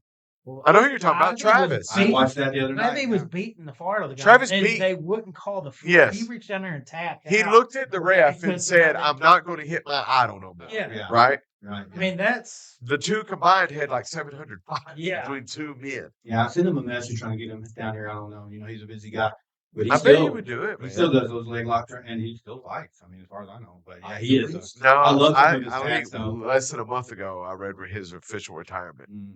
I mean, it was Facebook. He's all tatted up. I love the one He tat. wanted to. yeah. Yeah, that tat. It was Thug Jitsu. Yeah. I like Thug that. Jitsu, I yeah. like that, yeah.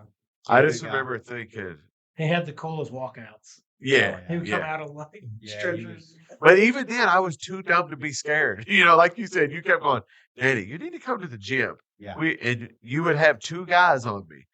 And I'm like, Joe, this ain't right, man. This ain't fair. Two guys on me. You're like, Yeah. that's what it's going to be like. Yeah. Fighting. I mean, Honestly, and it's like Chico one- would be on my legs, and big old Marcus would be up on my upper Marcus, body. yeah. Remember that? Well, Marcus, yeah, he could draw. He drew me a picture. He was one bit. He was a security guard for my mom at Bigo. He's cool. Or, I mean, not Bigo, the casino. Like overly nice. did. polite. Yeah, I know. Super soft spoken. Yeah. Oh, What about Muay Thai Josh? Yeah, that dude was. Remember, Oh, I forgot all about him. Yeah. He he was like started a doing nurse or male something, modeling. wasn't he? Got into all kinds. No, but he could have. Yeah. He was beautiful. Yeah, he was. He was. Built like a Greek god. That dude's Yeah. tie clinch was. He didn't want to hurt unreal. nobody.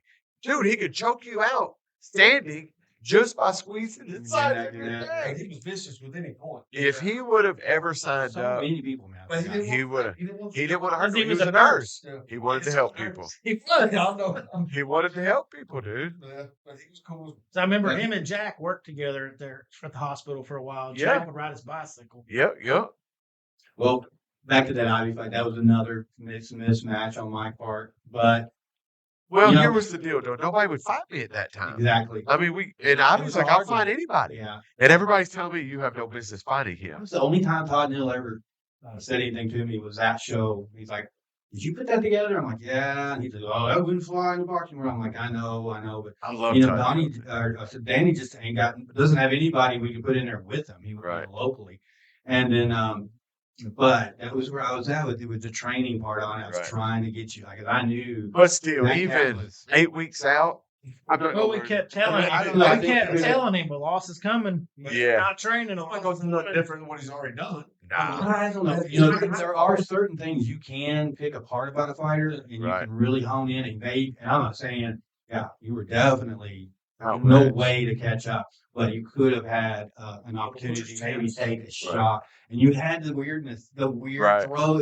If you would have nailed it, But that's it was all on it the could ground. have took. 'Cause Ivy would not have Yeah. expected that. If Right. you would have caught him with that overhand right that you do when you Right. drop, because what Danny would do is he not only look at the ground, but he almost goes to the Flinch. ground. Yeah, flinch He a little bit. dive to the ground a little bit, and that gave more energy to the punch. Ivy would have, you would have definitely caught him. He off threw guard. that punch like a baseball. It was like a Chuck Liddell I style. caught Right. Randy Couture. Yeah. That was the Randy Couture. Randy That's did That's it what I nice. give Dan Hendo Jeremiah did it nice. up there. I think that's where I seen it with Dan Henderson. You know, Yeah. he does it quite a bit, Yeah. and he was always one of my heroes, man. You know, that's vicious a hit. new Dan Hendo. a new shot that I'm seeing hit a lot. Well, I guess it's really new. I mean, but it's just being you see a lot more of that spinning elbow. Yeah. Yes. Yeah. Spinning back. Dude, some of them I was know. knocking him out. Joe, what Mhm. about this one? Yes. That's the Oh, one. yeah. I don't even think it was Yeah. meant to be like that. Yeah, It just caught him. No, he'd been practicing Yeah. for weeks. That was awful. Yeah. That dropped him. And I mean, Crum, Didn't even know what happened. They didn't even know what happened. I Had to did. do a replay. I had to watch it 3 times to catch it. Slow mo. Fast. Yeah, that's the whole fight world has changed so much. I mean, it's become a science. You know, these guys are training like Yeah. and it's it's moving the boxing world around. Back in the day, most guys, champs, I think, started from a wrestling background. We had all the Pat Miletich. Well, think about it. You've already been trained your whole life how to cut weight. Athletic. I still You're- think that's the best place to start. It I is the said best that place to when start. Yona was You- here last. yes. I said that. I came out of kickboxing and taekwondo, and if you take that and you learn how to defend the takedown, which nobody was doing. When Sprawling. when I Royce was great at Gracie- sprawling, dude. when Royce Gracie won the UFC, the whole world of martial arts, because I grew up in that world of Yeah. very traditional. This is a style, and you don't do another style. It's and the person who broke that thing was Bruce Lee. He's the one that started cross training. But before then, you had people like Bob Wall and even Chuck Norris and all these guys. Whatever system they were in, that's it. You did cross training, Right. And then you see George St. Pierre was great about it. yeah. You know, But then mix you that had these up. guys get in there, and all of a sudden, jiu-jitsu was shutting them down. Yeah. And everybody switched over. But then the hardcore jiu-jitsu guys, we talked about this, Yana, they had a hard time transitioning when you got Chuck Liddell and Tito and all those Chuck guys. wasn't going down. They're going to sprawl and brawl, and Yeah. if they do go down, they're going to try to get dominant, and start swinging. And a lot of those jiu-jitsu guys didn't learn from what they had taught everybody else. They didn't do it, yeah. They tried So- to take her back. And a lot of people don't like getting hit in the face. Nobody. You know? How many I mean- times, dude, I had people come in sparring, tough guys. Just don't hit me in the face, I'll get mad. Don't hit me in the face. I've had a bunch of surgery. Yeah. it's like- Okay. In the wrong place. Right. You don't Yeah. want me to get mad. Yeah. All So right. so then you're kicking the crap out of them. They're like, okay, let's not do kicks. So it's like, okay, I can't punch you, I can't kick you. Mhm. They're like, you want to start off on your knees? Then you choke them out. And it's like, man, I thought you was really good at I'm having this. off day. Yeah. Off day. Or they just go back and lie about it. Well, I don't think most people were prepared when they came to our gym. Mhm. They weren't prepared for the stand up that we were doing because Right. we were literally knocking each other's blocks off. Yeah. I mean, there wasn't no light contact in there that I remember. Me and it you was was- medium contact. I mean, we weren't trying to. Definitely not no like. But you got to get your bell rung. Because if There you you're in go. real life, you don't know what it's about. If you get in there in the cage and that's the first time you've been hit like that, you don't want to buckle then, man, and cave. Nope. Like, I'd rather you do it in the gym with us so we know what you're about. Get a good heel from spinning sidekick in the gut. Oh, Yeah. man. You want to feel that in the gym before. And now I'm not saying try to break ribs, which we probably did, but Michael you don't would wanna leave get that in the imprints where he hit you. Would leave imprints of his toe knuckles across your. If Michael kicked you here or on your thigh, it would have his imprints of his toes. Michael had Joe Jackson. Jackson used to get so mad. My ear is still swollen from Joe. Yeah. Joe Michael Jackson. has the best spinning Joe sidekick. Jackson. Joe Him broke- talking. He checked me with the elbow one time, broke the top of my foot. My toes was pointed up. Everything. Remember that? Oh, Michael had the best spinning sidekick, and he had the best jumping sidekick. He had a Jumping sidekick. Beautiful kick. You could get a picture every time. Yeah. Yeah. It was like he was doing it for the picture. Yeah, That's it was why like it looked so good. very, very clean. I come out looking like I just slopped the hogs and collected eggs and. I remember sparring you a few times. Well, I don't know that we sparred a whole lot. I don't know, but I I remember remember you wouldn't caught tap. I got you one time in the head. Snorted with sweat. It'd be hard to Yeah, hold. you could- Yeah. You're on top of you sweating. You ready to tap just to get them off like Do you remember telling me to shave my body for the Madisonville fight? Makes you slicker. Yeah. I shaved my armpits, y'all. I shaved shit I ain't never shaved. I showed up feeling like powder, and y'all are laughing at me. I'm like, Joe told me to shave. playing though, not everywhere. Well, but joke's on y'all. Somebody had broke in, turned the air up, the heat to 150, and broke the key off. Remember that? It was so hot in there. Oh, it was. And they had me get on the mic. I made them Hitman fan shirts. So there was like all these green tie-dye shirts and people getting crazy in the parking lot. So they made me get on the mic and say, hey, if you're a Hitman fan, calm down. They're going to call the cops on you. And remember, 2 girls went to jail in the parking lot. Yeah. It was Misty and So I somebody. remember after your fight, everybody tried to leave, and they were like, "Hold on, there's Right. more." We got another fight. Convention center, wasn't It was at their armory. National Guard Armory was the first one over Marion? there. No. it? Now, in Marion, it was National Guard Armory, too. Yeah. That was funny. You remember Cecil? Cecil! Today, if I see Cecil, I Still- scream, Cecil! Hey, He absolute- he went to town though, man. The Yeah. absolute smartest fighter in the world, Cecil Henry. Cecil Henry. Went in there, took care of business, and never fought again. Yep. He's like the win. He's like, "That's all I And he want." told us, That's I all he just want to wanted. see what I can do. Yeah. I knew him from. He had a warm up. He wasn't doing good at first, I thought, right? Oh, they went back and forth for But a then- while. but Then he was catching. That up. one But neither was one trying- of them knew how to fight, so Right. it made a great fight because Right. they were just Yeah, I remember that one guy trying to do the armbar and had the wrong arm and the wrong leg. That was pretty crazy. Oh yeah, that was a good deal. But Cecil, he was that way about everything. Cecil, he just wanted to. He's know lifting stuff. weights now. Yeah, He's I've seen a him. beast. He is a beast. He looks like a biker now. When I saw Yeah. him last. Yeah, Yeah. yeah. He's still all about him. Yep. And I think he kind of. He works with Al Boone now. Okay. Yeah, I knew he kind of just. yeah. He got rid of his own, didn't he? Yeah. He did. Yep. So He just come in, do it when he want to do it, get out. That's cool. That's what I wish I could do. Right. He's doing it right. He's living his best. But he's got the specialty with BMWs, man. Yeah, he He does a puts lot all of these body kits on them, and Yeah, he does a lot of Yeah. European stuff. He specializes in. Smart. these old people around town hate it, man. I love it. Yeah, there's a lot of car snobs out there. Yeah. My painter's one. It's got to be a Camaro. It's got to be this. It's got to be that. Right.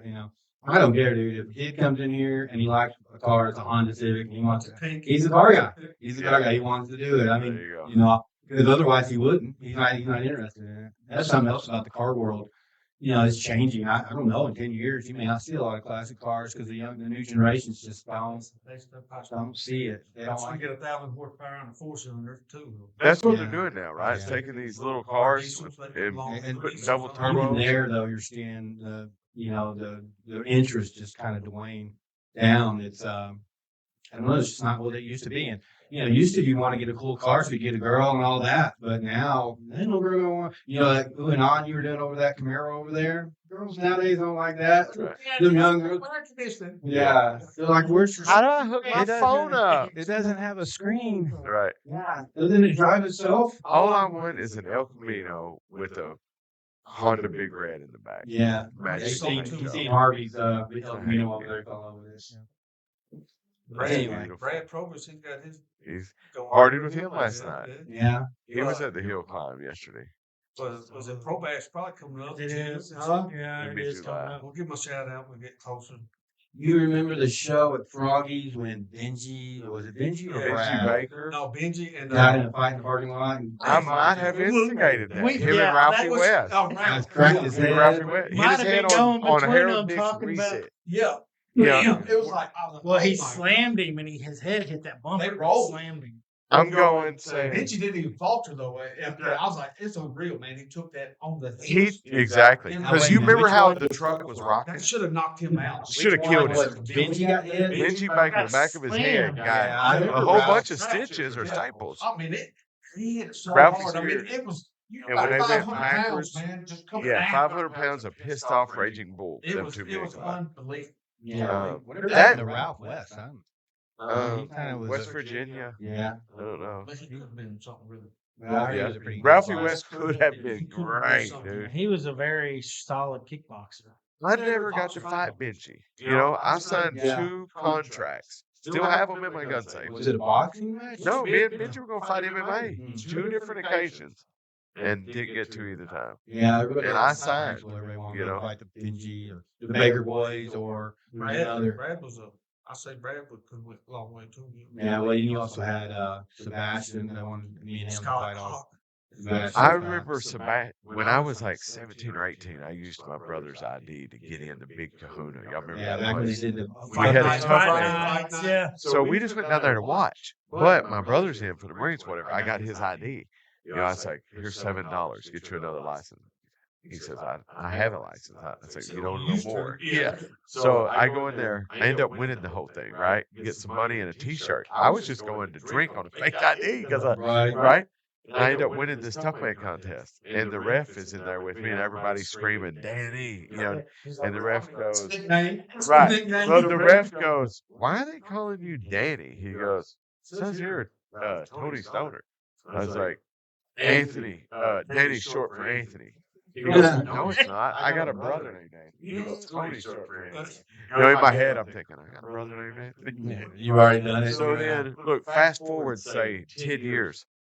I see a girl wearing the T-shirt. The Big Kahuna had the red boxing gloves hanging down, and it said something like, I competed in the Tough Man contest. I said, I got a shirt like that, but mine says I won the Tough Man contest, right? And she goes, yeah. She goes, I had a pretty bad night that night. She said, I got with this dude from Eastern Kentucky, and he got beat up by some kid in there. He said the kid wasn't even old enough to be fighting, and whooped him. I'm like, that was me. Yeah, I was like, what's his name, Billy? She goes, his name was Billy. Said he gave me the T-shirt. I'm like, Yeah, I remember Sebastian was I mean, when I was in high school, he was a legend, dude. It was folklore, you know. Just so they were, you know, and again, it was just they were super strong and they were tough, Huge. and they He's liked to still a fight. bad man. You know, he's still my hero. Absolutely. You know, a bad man in high school. I don't know if you guys had him, but Mr. Cawthon. Do you remember Mr. I Cawthon? think he was before our time, wasn't he, Mike? Yeah. Jack Coffin. Dude, was just Remember Jack and Wally? Yeah, he was a strong Called him dude. Wyatt I think or they were Johnny. gone before we got there. Yeah, he passed away a little while, but he was like, he had that same, you know, strength, and he fell out of a deer stand one time, it gave way, and he grabbed the tree and slid. He went all the way down. And Ooh. I think that's really when he started kind of going downhill. You'd have to be tough to do that. You know, another tough dude, and my dad. Yeah. I Yeah. talk about him a lot on this podcast because he just passed away last year. Tough, you know, everybody's dad's a strong. Your dad reminded me of Papa. Yeah. With the hands, man. Old man strength. So strong, and he would get that pit bull look, you know, and then it was over. I've seen him destroy houses. I'm talking like a house, the whole house. Right, I can see that. He would drink, and he gets so mean, and he's so strong. But I really don't know anybody. What's that Wreck-It Ralph? I can see your dad just Yeah, he'll break him I off. mean, I can tell you stories and stories out. But the one thing about Dad was he was the most non-judgmental person. And that's the one thing I hope I got from him. He didn't, and it wasn't because he didn't care. A lot of people just like, whatever, I don't care. But no, Dad would be like, you know, people would come in with the world we live in now and how it's progressed and, his generation. And they're like, what? But Dad would be like, really? We'd be like, well, you make you happy? And he'd be like, yeah. We'd be like, okay, well, tell me more. And he would be that guy, but you would look at him and never think that. We He need was more like a people logger. like that. He was a loggerhead of a dude. But yeah, he passed away, and I did. I always liked, I could crack people up. I could have been a stand-up comedy. You guys didn't see it as much as like people in my family would. But yeah, I would do that stuff, and I would love to make my dad laugh. It was so easy. And I tell you the thing, and I want to tell one more story. I'm taking up a lot of time here, but I'm going to tell about Tristan. So for years, every year on He April looks Fool's, more like your dad than any of them. yeah, on April Fool's, I would get my dad every single year, dude. Same. And he would know, but I still somehow Yes. felt it. I told him stuff about Tristan. I said, yeah, Tristan wants to come over and introduce you to somebody he's dating. And Dad would be like, oh, yeah. I'd be like, yeah. I said, yeah. Don't say nothing. And I'd say, yeah, well, I need to tell you something. And he'd be like, what's that? And I said, well, it's a dude. And Dad would go, what? It's a dude? I said, yeah. And he'd fall for it, hook, line, and sinker. I told him one time, I said, you like being a grandpa? He's like, yeah. Now, he loves Shelby, my wife. He loved her far more than he ever did me. I said, you like being a grandpa? Because we had Enoch. He goes, oh, yeah. I said, well, looks like you're going to be a grandpa again. He's like, oh, so happy. I said, wait a minute. And I met this girl about 2 months ago in a bar. She called me. He said, Joe, we used to kill him. Yeah. Every year. And that was the hardest thing this time, was Yeah. April Fool's. I told my dad, I didn't really do anything. But on April Fool's, I get a call from my son. My son, who's been talking to this girl out of state for a long time, and we're like, dude, do something, don't, yeah, I'm like, do it or don't do it, do something. I said, I'd already been, I've been on him the whole time. Well, he catches me completely off guard. I'm not even thinking about it. And he said, Dad, I think so-and-so, we're going to meet up and halfway between here and wherever. And I'm like, really? He's like, yeah. So I'm going to leave today. I'm going to take off working because he works for me. And I'm like, okay, are you sure? And my mind's on 1,000 things. And he says, yeah. He says, she's found a place up there that we can rent. And it's a writer's where a lot of people write, we talk. And I'm going to go pull all my money out of the bank. I'm going to head up there. And I'm falling for it. Look. And I'm like, what are you talking about? I said, wait a minute. And I went, and he said, well, you know what day it is? And I'm like, I don't, Tuesday? What? And he got me so good. I've never been more proud of myself. Yes. Like, thank you. That was the best thing, for me. Hey, I told my dad I was riding the towboats for Ingram, and I was on the upper Mississippi on the Robin B. Ingram with Nick Nelms. And Frank, April Fool's always my favorite holiday. So, and Dad knows I'm gonna bust his balls. He knows my mom too. They know I'm calling on April 1st. They're sitting by the phone just waiting for it, and I still got them. I know, that's me. I told Dad, I go, hey Dad, what are you doing? He goes, sleeping, boy. You know what the hell I'm doing.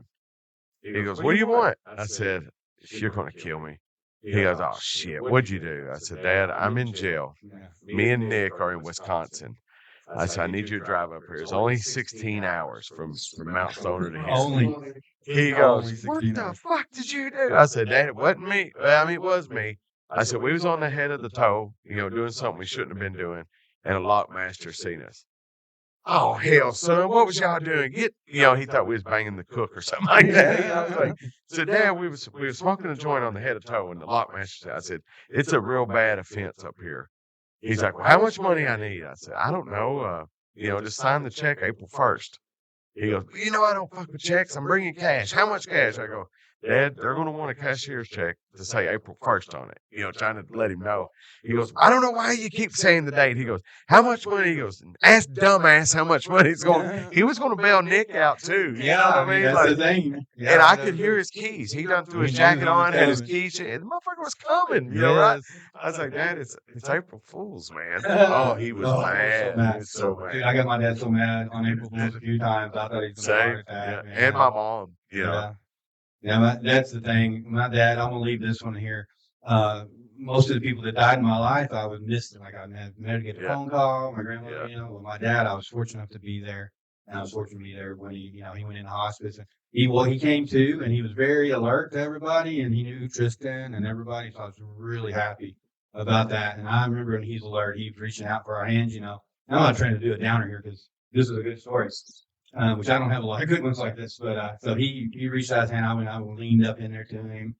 Love you. I said, love you too, Dad. And I told him a little inside joke that only him and I would get, And he started laughing and laughed pretty hard. And I said, send him off with a laugh, and so it made me happy there. We were lucky there. He fun guy, but yeah, anyhow, let's move on before we get too down. People come and go in your life, and it's hard to think about it, but my kids, man, your kids are what's gonna. They grow up so fast, dude. I was so Remember worried. Taylor and Tia was toddlers, dude, in the gym, wearing the Hitman shirt, and it was like a 3-team. Yeah. Now they're running their own business. They're bad girls, man. Yeah. They're freaking awesome. I couldn't be more I was proud. so worried my entire life. I've done a lot of stuff and I've been somewhat successful, but Jack of all trades. I'm successful in what I do. Like I can get a car and I can make it look bad. I can make it look good. Will I make money at it? Probably not. I can teach you how to choke the shit out of somebody. Will I make money at it? Probably not. Right.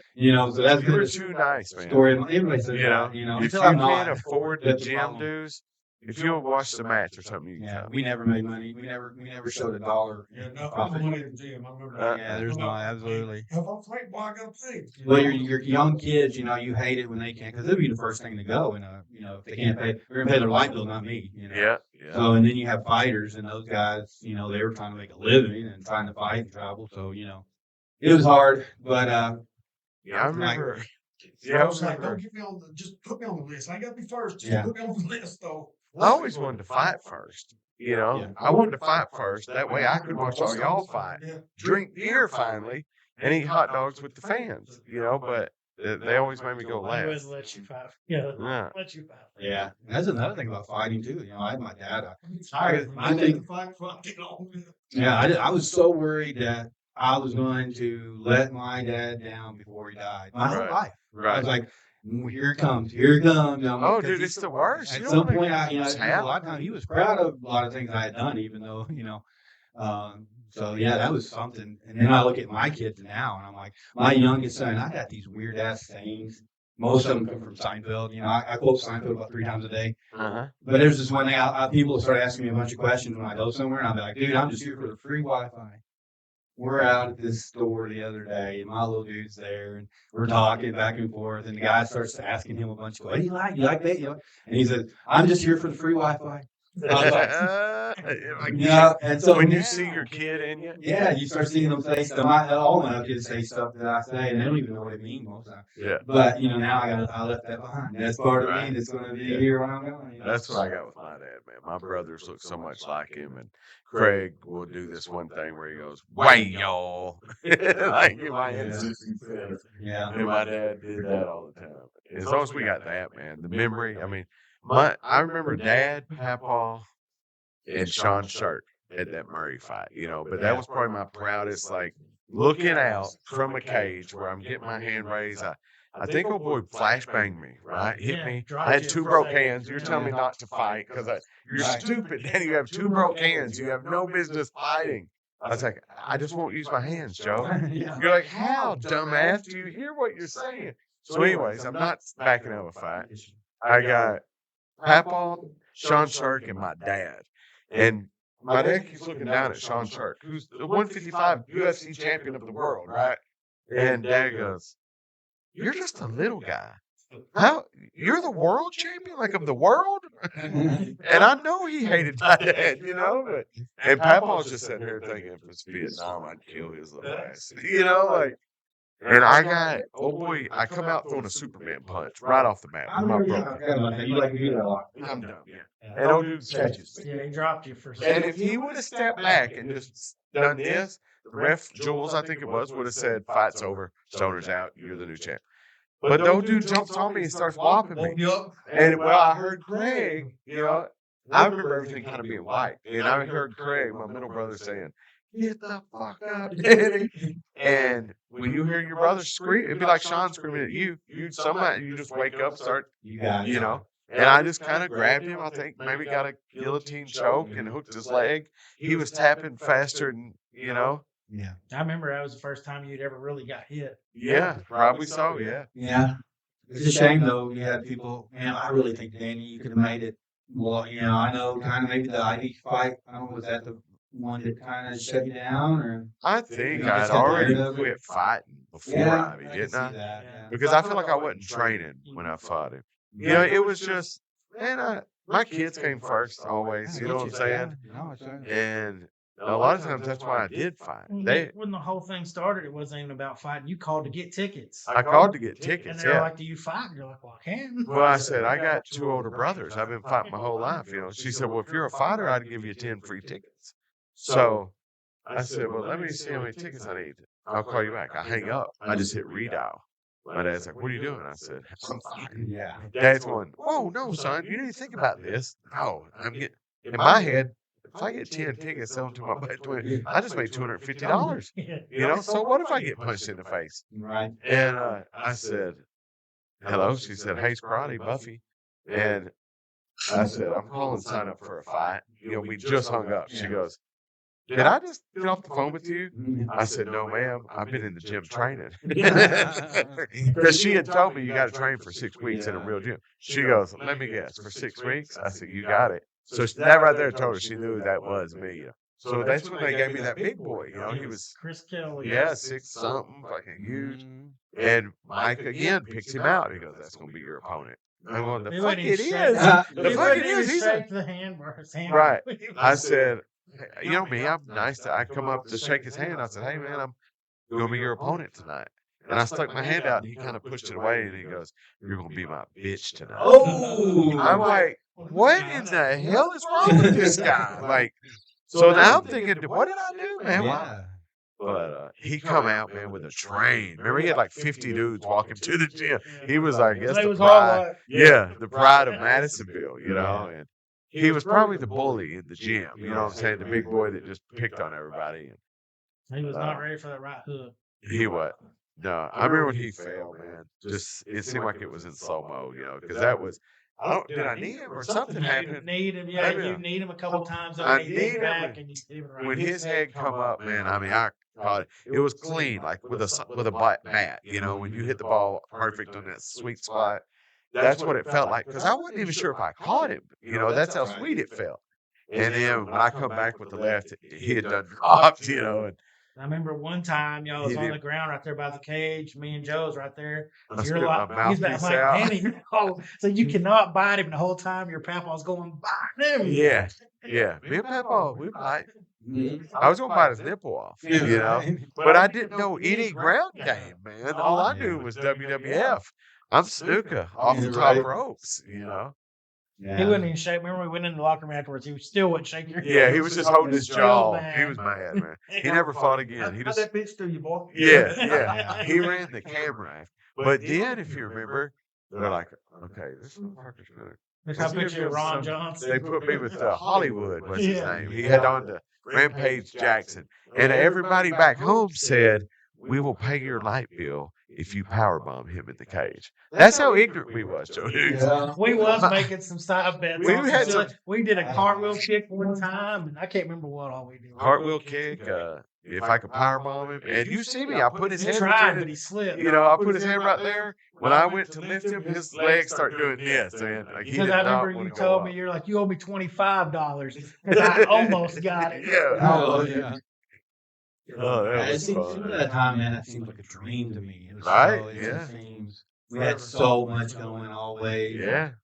I don't know how you did it, man. I mean, because you had so much going on. Too much. I was just a dancing monkey. Come in, beat somebody up, go have I fun. envy that, man. I so like envy that. It's my whole life now. I always take on people's like now, same thing, But I got to start dialing it back. But and then you would be like, I would have fighters come in, but then I'd have kids come in, and we have to start Right. teaching me, and Michael would be teaching, white lotanas and Right. stuff like that over and over and over and over. And I love the kids. That was my. I did love the love kids. teaching the kids. I love the kids, and Sign the autographs. What do you say? I mean, Yeah. well, my name for I had Hey, some. I remember kids. taking my gloves off when I said I was done. Give them to a little boy. I remember you doing that. Years later, man, that boy was in college and got a hold of me on Facebook. sent me my gloves back, mailed them back to me. So I got them orange gloves Those are back. orange gloves I They gave was you. They didn't you have gave no me. padding left. Remember, Yeah. you could feel your knuckles through there. Wow. It's The- we set people always like, Oh. these It was a different time back then. Yeah, they was vicious gloves, man. Yeah. You know, that's the thing. Sometimes you forget about stuff. You don't think about it. And you go on with life and you look, you know, you kind of remember the bad one, the bad stuff that happens more. It stands out in your mind. And all of a sudden, man, I'll get somebody text me or email me. Hey, I just want you to know when you're back there, you meant something, you know, you did something Right. for me, appreciate that. You know, that's the part, I guess, it'd be better than send me a check. I would take that over a check any day, you know. Even Yona, you know, remember Yona when he was here, some of the things he had said. So, you remember that? I remember the bad things. I remember being at when everything was going bad, and Jerry got cancer, and we had to sell the cage. I sold it to Ron Daly, and he had a fight. So I went down there and I sold my cage that day. Just coming off of the fight at Harris, set the cage up for him. Was going to fight for him, but it was the first time in Tennessee they required blood testing. So everybody just say go to get your blood drawn at whatever, Red Cross or whatever. So I went and got that, but it didn't get back in time. So and they would not let me fight. And I remember standing there, not a great day already, looking at a dude in my cage that I set up to fight there, and he's calling me out. Some guy from the Tennessee or Nashville fight, whatever that big show is. Some young guy, and I think that was the end of it for me. I think I was like, you know, I'm done, man. Right. No, yeah, he was calling me out because I was dodging the fight. I'm like, never dodged the fight in my life, and you're standing in my cage. Man, I fought with broke hands, fought with staples in my head, stitches in my leg. You can't say we didn't have heart, man. And we didn't back down. I mean, I remember seeing Chico get. You remember that fight where you got? I feel like you won the fight. I thought, but did you not win? Your sinus exploded or something? What? I thought he broke my eye socket right there. I think that's what happened was it broke the eye socket. Yeah. But he's never been right since. He wasn't right before. He just went wrong. I remember when they started doing the you had to do the blood test and stuff. The boxing commission right in line in Kentucky, and Chico, you know, he was always Crazy Todd eyes. Deal's like, "Are you on drugs?" He's like, "No, I just look like this, man." He's like, "No." Chico had to show him his ID. Yep. To convince him that he Chico wasn't showed on me his drugs. 4th grade yearbook What's photo. it on drugs? You Because know? Todd Neal wasn't going to let him fight. Well, that's what I told Amber when she introduced us. I go, hey, he seems cool and all, but you know, we don't need anybody on meth or cocaine get in here and get hurt. She goes, no, Denny, I swear, he looks like this all the time. You know? That's when Marcus drew him a picture. He made the eyes. Yeah. But I remember it was so funny because Todd Neal was just like, no. Dude, Todd Neal was awesome, man. You know, he did wrestling in his younger days. He wore a mask and wrestled. I can see that. And I knew we had a connection, man. But I always teased him and said, you know, when you're ready to go, Todd, I'm taking your job. That's the job I want. And Angela, you know, they loved me. I don't know why. What, you know? That's just your personality. Todd reminded me of the guy that was used to come out with Undertaker that held. Yes, Paul Bearer, Yeah. right? Yeah. But a lot funnier. But I remember we come out of the bathroom, we had to go pee in a cup, you know, before our fights and everything. And I was going to fight a guy named Crunchy Miller from Tennessee. Great big old boy, man. And I mean, he was knocking people out back then. So, you know, if ever a time I didn't want to fight or was nervous or whatever, it would have been then, right? And the boy behind me, I can't remember his name. He was from Princeton or something. He comes out and he's got a huge ring of white powder around his nose. And Todd Neal goes, buddy, you need to go back in there. He goes, what for, Todd? He goes, I don't think yours going to be clean. He goes, have you done any drugs? And he goes, no, man, I've been clean for. And then he thinks, you know, and Todd Neal's like, you got a ring around your nose. And dude's like looking at me like, and my guy failed that night too. So I think I made $1,000 and didn't even have to throw a punch. You know what I mean? Like that was a great night. I don't know. I kind of like that. You had a few fights that kind of went. You know, like the one with the guy dropped his contact. Come on, we're supposed to. Nobody wants that. Once you're already there and you're in the cage, let's go. And I'll show you, and you're like, yeah, I can beat that shit. It's kind of, you know, though, for me, when I got out of it, and I still keep up with it. I still trained, and I even did some jiu-jitsu stuff. Did we do something again together? I don't know. I think maybe you were wanting to start training again. But I was training some of my guys that were coming to my house, just back and forth. But really, I kind of just stepped out. And a lot of people, I'd go to work at a place. I'd work there for a year and a half, and nobody know who ever trained. They're like, you fought? I'm like, yeah. And then it's funny though because I get these guys that buck up on me sometimes. And I'm not that guy that's going to say, you don't know who I am and all that. And Right. I'm like, motherfucker, just swing, dude, swing. But I always heard, like the real tough dudes, you didn't have to tell everybody. You didn't have to brag about Yeah, it. Everybody else already knew. Yeah. You know what I mean? So we all know guys that, I'm the baddest man and, all this, but how come you never fought? You know what I mean? Like, Yeah. And that dude over there in the corner being quiet. Right. You gotta watch out for him. these kids, man, in my barber shop, I've got like the XFL belt hanging and the HB Dick belt hanging, right? The two heavyweight belts. And these kids just can't even fathom that this fat, old, funny guy here that, I pick them up and fly them airplane over to get candy after I cut their hair. And they can't believe that. And it's, I love it when the old people's like, you was a wrestler? Yeah. I'm like, well, man, wrestling's not, I would have loved to have been a wrestler. I would think I'd have been a good one. But it's crazy, man. And to think that's been 20 years ago. I know. 06 was the first Time one. flies, dude. And you wake up and it's like, what happened? It was the most fun. So I had so much fun back then. Yeah, I really did. I enjoyed training. We was a family, man. I mean, all of us. That's really what we cared about each other. Yeah. And that's the difference. I think that was really the biggest difference is we really cared about each other. Yeah. I feel like it became like a brotherhood. I mean, Yeah. best friends I've ever made. And it's odd though when you really care about somebody, they get hurt or injured. A lot of our people, we weren't hurt, we were injured. We should have been out. But even then, you're like, because that guy you care about, and most people would. I don't think a lot of people can understand this. But when you care about a guy like that, like a brother, and he's got more left in him. He's got more, and that he is not hurt, he is injured. You still want to be there for him to say, man, you can do this, you can finish, even if he's behind, even if he's hurt and injured and he's losing.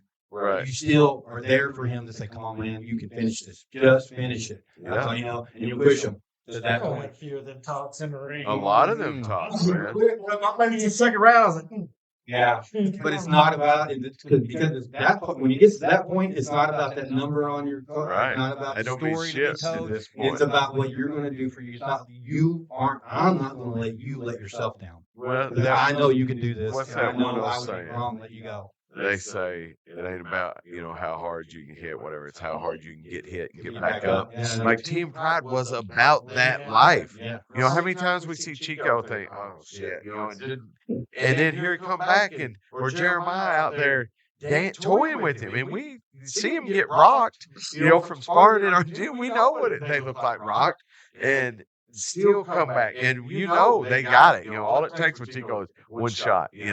You think Chico's injured, but he's yet letting him get close enough for that right hand. Yeah. You'd have to yell at it. People in between rounds be going, Mike, I ain't got it. Give me a cigarette. I ain't got it. Give me a cigarette. No. Chico, I'm like, shut up, get out for there. this. I say, Chico, that blonde out there that keeps eyeballing you. All right. And then he gonna knock him out, We had the most exciting fighters for sure. I mean, we Definitely, it was a show. And I think Chico anybody just would said say something there too. Why did I sign up for this? There's been many that mostly in kickboxing. I was like, what? I think I'd like to get a match. Maybe I'll fight again. And I hate the training, the running and all. But then you get there and you're back in there, and it doesn't matter if you're winning or losing. You're like, what the hell was I thinking? Why am I doing this again? And then it'd be 3-4 months. You're like, I want to do it. You start thinking about wanting to do it again.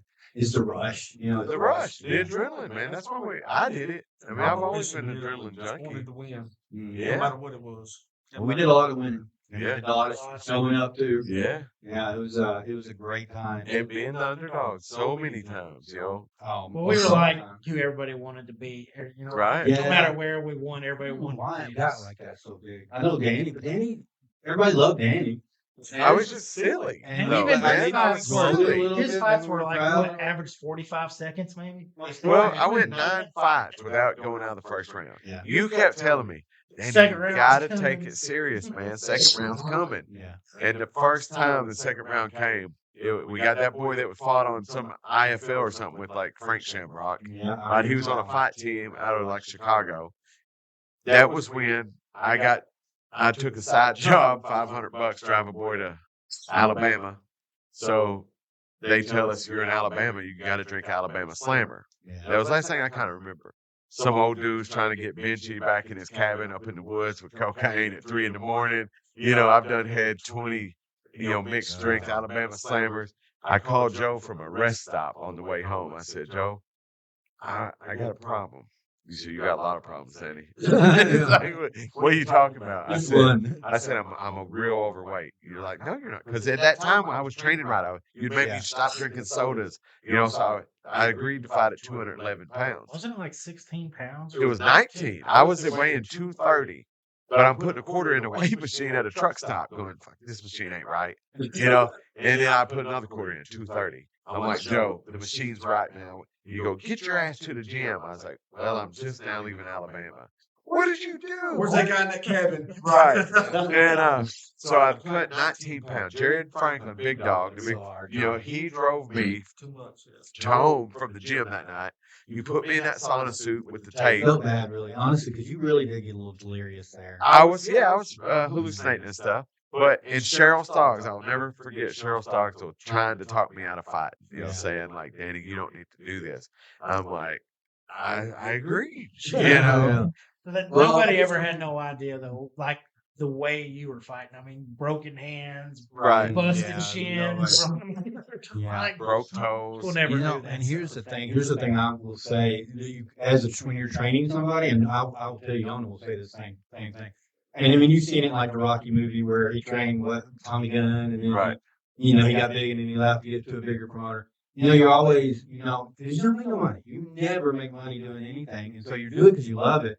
But then when you get a guy, a couple of different ones that could really take it somewhere, you feel bad trying to make them better because you feel like I don't know what it is. It's something about it. You feel like, oh, I'm pushing this guy to be better because he could be one of my fighters, and that wasn't what I was doing. I mean, of course, I loved when you guys won for you and for us, but I never wanted to. I always felt that way, and I think maybe I would pull back on some things where I might have been harder on people, or I might have insisted on things if I hadn't been worried that it looked like I was just trying to push the fighter to be, a great fighter because I'm training and I want to ride, on his coattails. So that was a challenge. Just think about weird stuff when you're there. That fight, man, that was at the executive end. I think for it was, but that was the first one my mom had come to, and every time that boy touched me, anywhere he touched me, man, it was like that orange in the bottom of the fridge you forgot about. Been there for 6 months, and it's all bruised. Everywhere he touched me, man, it just bruised. You had knuckle prints. You had 4 knuckles. I had his knuckles indented here. My head was swollen up. I mean, I was probably need to be in the hospital. But he had me in a choke, and he goes, tap out. And I flipped him off and went to sleep. You know what I mean? But so I don't think, Derek Lehman's the only time I remember tapping, and that was 35 minutes in. Well, I know we're getting pretty deep in, and time-wise, I know you guys got families, so we're kind of getting to the end here. But there's one thing that I wanted to say. Michael and Danny, when we went to see the fight up in Columbus, Ohio. Randy Couture and Rich Franklin fought. Yeah, that was a great show. Tim Silva, he spanked him. Yeah, I think you guys actually bought my ticket, and I appreciate that. Those little things like don't take a lot for me. Well, you know what we thought though, Joe? We thought but they were $200 a piece. You know what I'm saying? So, right. Well, me and Michael thought we spending $200 for one seat. We're going to be. So I made a bunch of DVDs. I was going to hand them to Randy Couture, Chuck Liddell, Dana White. I've been to UFC Monday morning. Man, if I would have thrown them like a frisbee, they would have made it. Yeah. But you remember the usher come up there and ask us, would y'all like to move 10 seats closer? Because when they brought the big TV screen down, it was going to be right in front of us. So, but God, dude, it was $200 and we were nosebleed. Yeah. But that was a bad fight, man. Randy, yeah, he's a legend. He really Yeah. is. And the new guy, Patty, Patty the Batty. yeah, I like him. man. Dude, I mean, people keep underestimating him. He's quick. You He's know, got a lot of skills. I mean, I He's see good. some He's a money. fighter. He's got some jujitsu, but I don't want to go some knees, dude. Yeah. He probably make Team Pride. He could have made He Team might Pride. have. Patty the Batty. He might have been able to hang But I out. mean, what is it he always says? I'm a scouser. I'm never get knocked out. Never get And he fucking means it, You dude. know, he- That's Rocky. Did I ever get knocked out? Y'all ever remember me getting knocked I out? remember being like, Natu rung my bell, you know what I'm saying, up in Illinois. And that boy Murray, when I had the two broke hands, rung my bell. Hit hard enough. I wish I would have been. You kicked me and rung my bell. Caleb kicked me, rung my bell, and Val kicked me and rung my bell. You know what I'm saying? But as far as blacking out, I don't ever remember being woke up with smelling salts or nothing. You know, I don't ever remember that. Yeah, I've never been knocked out. I've been knocked out on my feet. I've been hit so hard that I knew to cover and push in and try to get, and then I bounce back. But yeah, I've never been knocked out before. I've actually never tapped in a We had match. anybody that ever Yeah. actually got knocked Well, out? Well, he wasn't on Team Pride. But yeah. I'm talking about on our team. Did Do we you ever remember Wade back in the Taekwondo Yeah, days? when you choked. I was teaching. Chandler? I was teaching. Yeah, Chandler. I Uh-huh. was teaching rear naked, and we were standing, and I was showing how to get your elbow in front, go behind, and I'm sitting here. I'm not squeezing. I just kind of hugging him a little bit. I'm talking to people, and all of a sudden I go. He got knocked out just standing there. That's That's the only knockout I can remember. Well, that's exactly how it went last night. Yeah. And we fell on the other boy. A good time. I'm trying to remember we got any real knockouts in farm. We should. I don't remember. As hard as we were Who hitting. was that one guy who was wrestling? And somebody kept throwing the towel. We was throwing the towel. You got it, don't back out. Yeah, It's yeah. like, I'm the ring. I'm calling it. Was that not Eric Tabor? I don't I think it was there. I think it was Eric Tabor. He kept throwing the towel. Harold did. Runs up from the side, grabs the towel. It was Eric Tabor and Danny Jones. That is what happened. Jones. Pretty annoyed before that fight started because he come in with a It's hard to busted believe face. Michael got annoyed. He was concussed. And I was like, why are you even in here? Like, Yeah. I'm Right. talking to him before the fight. I'm like, what are you doing? Hey, anytime I refed, later on they'd ask me to ref and whatnot, and I'm like, dude, that's the best seat in the house for free, Yeah. and you're going to pay me. Yeah. You know what I'm saying? So, I got to sit cage side with Taylor Starling. She come and fought Paducah. She's like the BKFC, the Killer Bee. She's a bad bitch with bare knuckle now, and dude, she fought one of the best fights against one of Mike Merriman's girls, Jenny Savage. Those two women, man, it was Forth Griffin, Stephen Bonner, Yeah. but females, you know what I'm saying? And the doctor asked Taylor if she could breathe or something like that, and held a handkerchief to her nose. When she blew, blood went everywhere, dude. I mean, it got all over. I was a judge, so I'm sitting right there with the table and the score. It got blood everywhere. I mean, and now to see her on BKFC doing big things, fighting for belts and shit, I'm like, I was there. Right, I've been one of her big supporters. I loved Reffin. That was the most. Reffin was off, but I would tell the guys in the corner before the fight, hey, look, you signed up for a cage fight, bro. I don't know you. Your corner knows you. That's your best friends. They know when you're done. Don't make me, because I'm going to let you get ignorant. I'm not going to stop it. I'm not going to take it away from you. You ain't going to blame old Danny Stoner because you got your ass That whooped. was me. I felt like the go to guys sleep, that call it. There you go. I knew and the guys out of our gym, I feel like I was harder on them refing. Oh, you than definitely anyone. was. Yeah. Definitely. I But mean, when you knew- and Derek, I ref that fight. I mean, part of the reason y'all were so exhausted was because of me.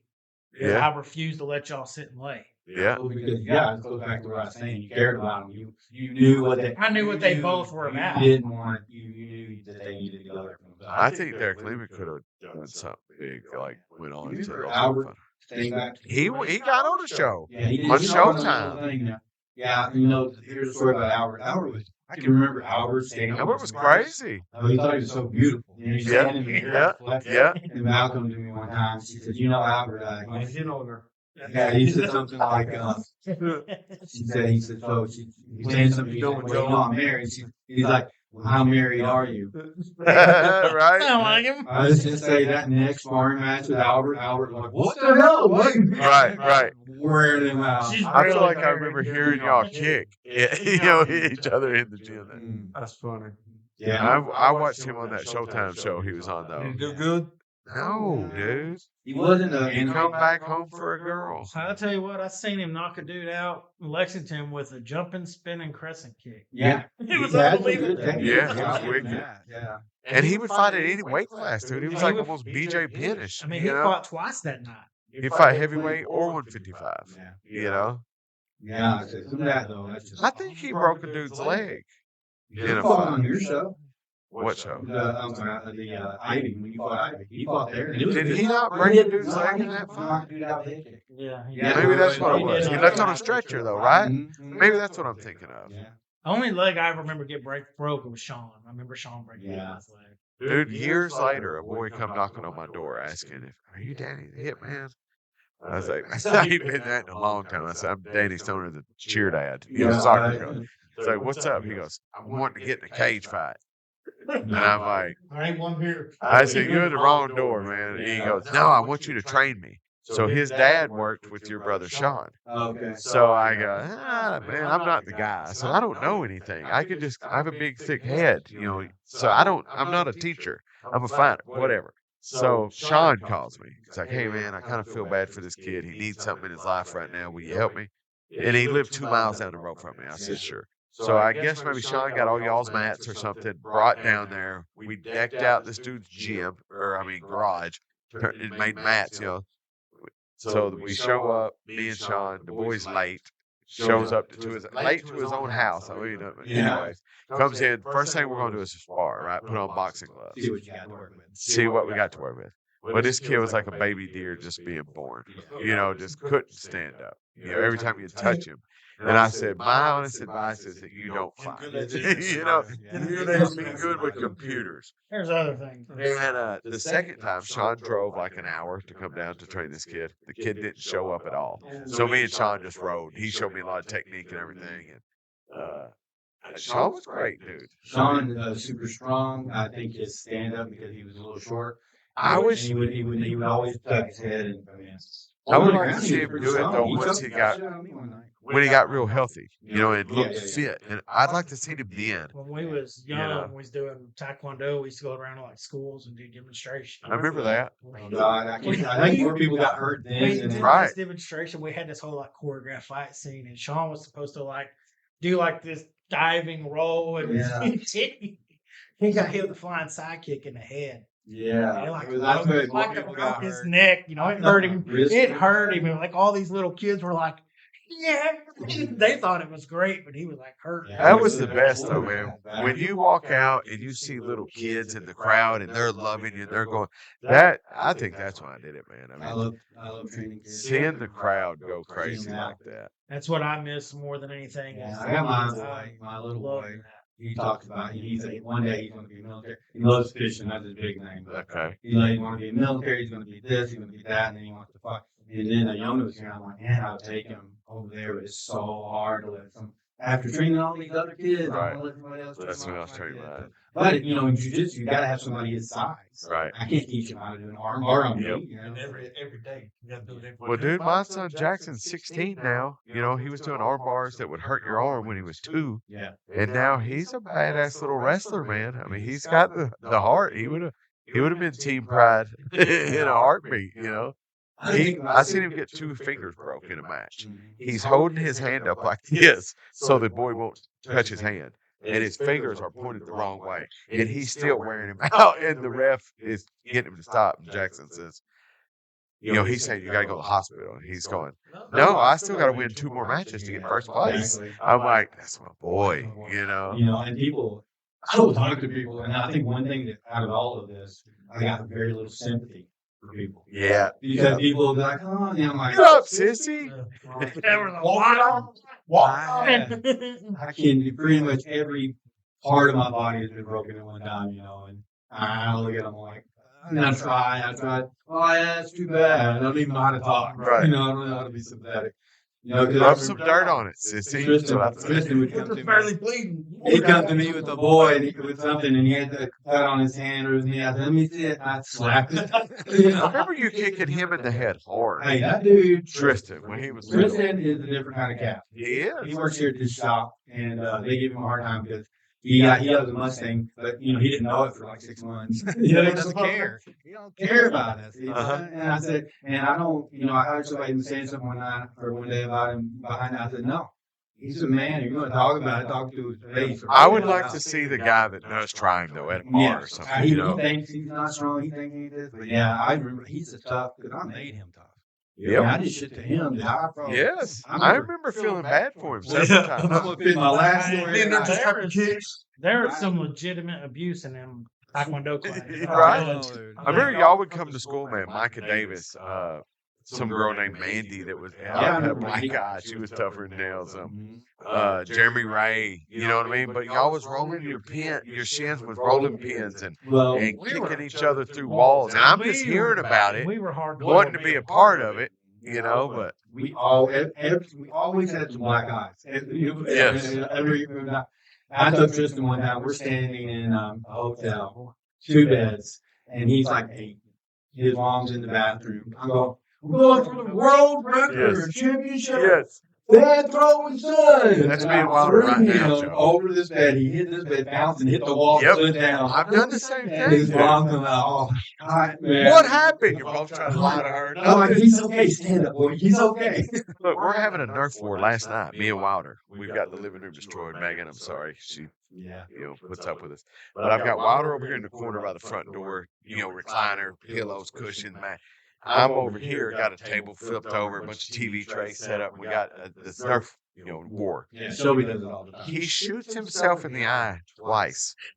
Shoots himself in the eye. Is this all you can do? He look the 4-shooter, the pistol that shoots 4. He's got to look at it to make sure there's more bullets. I've told him. Megan goes, "You're so hard on him." I go, "Honey, he's looking down the barrel of a gun." Yeah. She goes, "It's not real." I go, "You can really hit him in the eye." Yeah, It happened twice. It happened twice. But if they do it like that, he might do it with a real one. But the second time, he started to kind of whimper, and then he stopped, and he was over there behind his fortress talking to himself. No, it's okay. It's just scars. Chick stick scars. Yeah, It's not like he's 4 and already saying chick stick scars. He used to say that. We used to do some stupid stuff. I remember one time we was doing a demonstration. Joe's like, "Man, I got this idea for next time." Oh, no. I'm like, "What's that?" He watched too many crazy movies. Yeah. He was like, "Well, we're going to get a bow, and you're going to shoot arrows at me, Yep. and I'm going to catch them." Yeah, people feel like that. And we did that. We practiced. I remember That was because the movie, The Last Dragon, was Bruce Lee. Well, and then we had him. We put I was somebody. kicking apples off swords. Yeah, we'd have 2 men. We got on the other person's shoulder holding his dinosaur with an apple on him, and he would jump at it. I think you got your foot a couple One times. time, And kicked it off. It would just do crazy. Light stuff, like bricks on fire, Brad dude broke his hand because we was getting bricks from Kentucky Oaks Homes, the house foundation bricks, not the air brick that Not Jason Holman, was it? No. No, it was the boy's dad. And we was breaking them, and he used to do martial arts, and he was like, "I want to try this." that And one I'm for like, sure, dude. "Man, this ain't like cosmetic brick like Yeah. those." He's like, "This is house foundation brick, like This is real deal. this is real deal." And he was like, "Oh no, I've done this." had a hematoma on my elbow. This big, I cut it black and blood. So we set these bricks up for him because he was just adamant. Dude, I was standing there. I remember this one really close because I'm like lining up for an elbow, and I'm sitting there and I'm looking at it. He said, "Well, let me do it. Let me do it." He kept on like that, right? Yeah. And then finally, and I'm looking at it going, he's gonna, and I'm in my mind is going, "Don't let it do it." I'm like, "You know what? All right, come on up here. He stepped back. And You was hit like, this "Oh, brick. no." You hit this brick." And he did. He come up. He lines up with the fist, and I can see him doing this. And he comes up, and when he goes down, instead of going straight, come here and hit right here. These 2 bones shot out of his hand. Dude, he broke like 16 bones in his hands. Yeah, And he like was surgery. screwed up for a long time. Yeah. I don't think it ever healed. I don't think it Yeah. ever healed. It's never. There's no way that ham's ever. That's the thing. Most of the stuff I got never healed. Right, because You never went to the doctor. Dude, he would sew himself I up. remember. Sticking 8 stitches in my wrist at one time, but I just couldn't. Didn't have no money. Right, We right. can be out there with the needle and thread. Like, I learned how to. I learned the ball way. Right. Because you go through, and you don't go through the other side first because it just opens the wound. You got to go through this one, come up, and come back, and go through that. So you learned during the Yeah, I got much better on that second stitch. Yeah. Well, I remember them thinking it was so cool, that me and Mike told them we was MMA fighters. Remember that? The doctors, they let us take pictures of the x-rays and everything. Me and Mike was sparring at Edge Fitness and belly-to-belly suplex.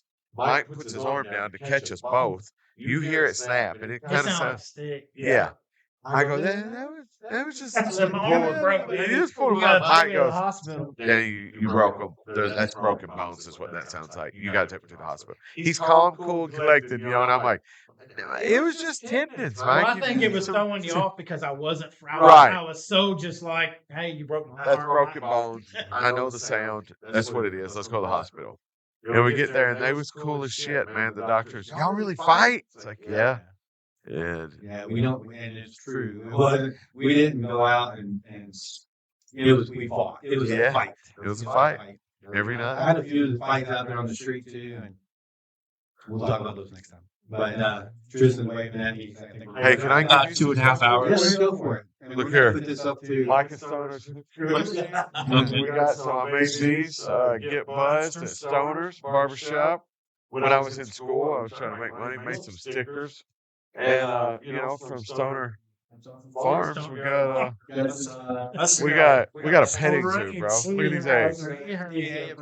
Hey, that's flexing in 2025, brother. Eggs. My boy loves them eggs. I got That's you right. Stoner behind you. Yes, there. sir. Expensive, man. Yeah, that's my Chico, wife, I love you, bud. Good to see you, man. What exactly happened down there? Well, I don't know. I mean, I talked to him and blah, blah, blah. He asked about you guys and da-da-da-da-da, more questions, blah, blah, blah.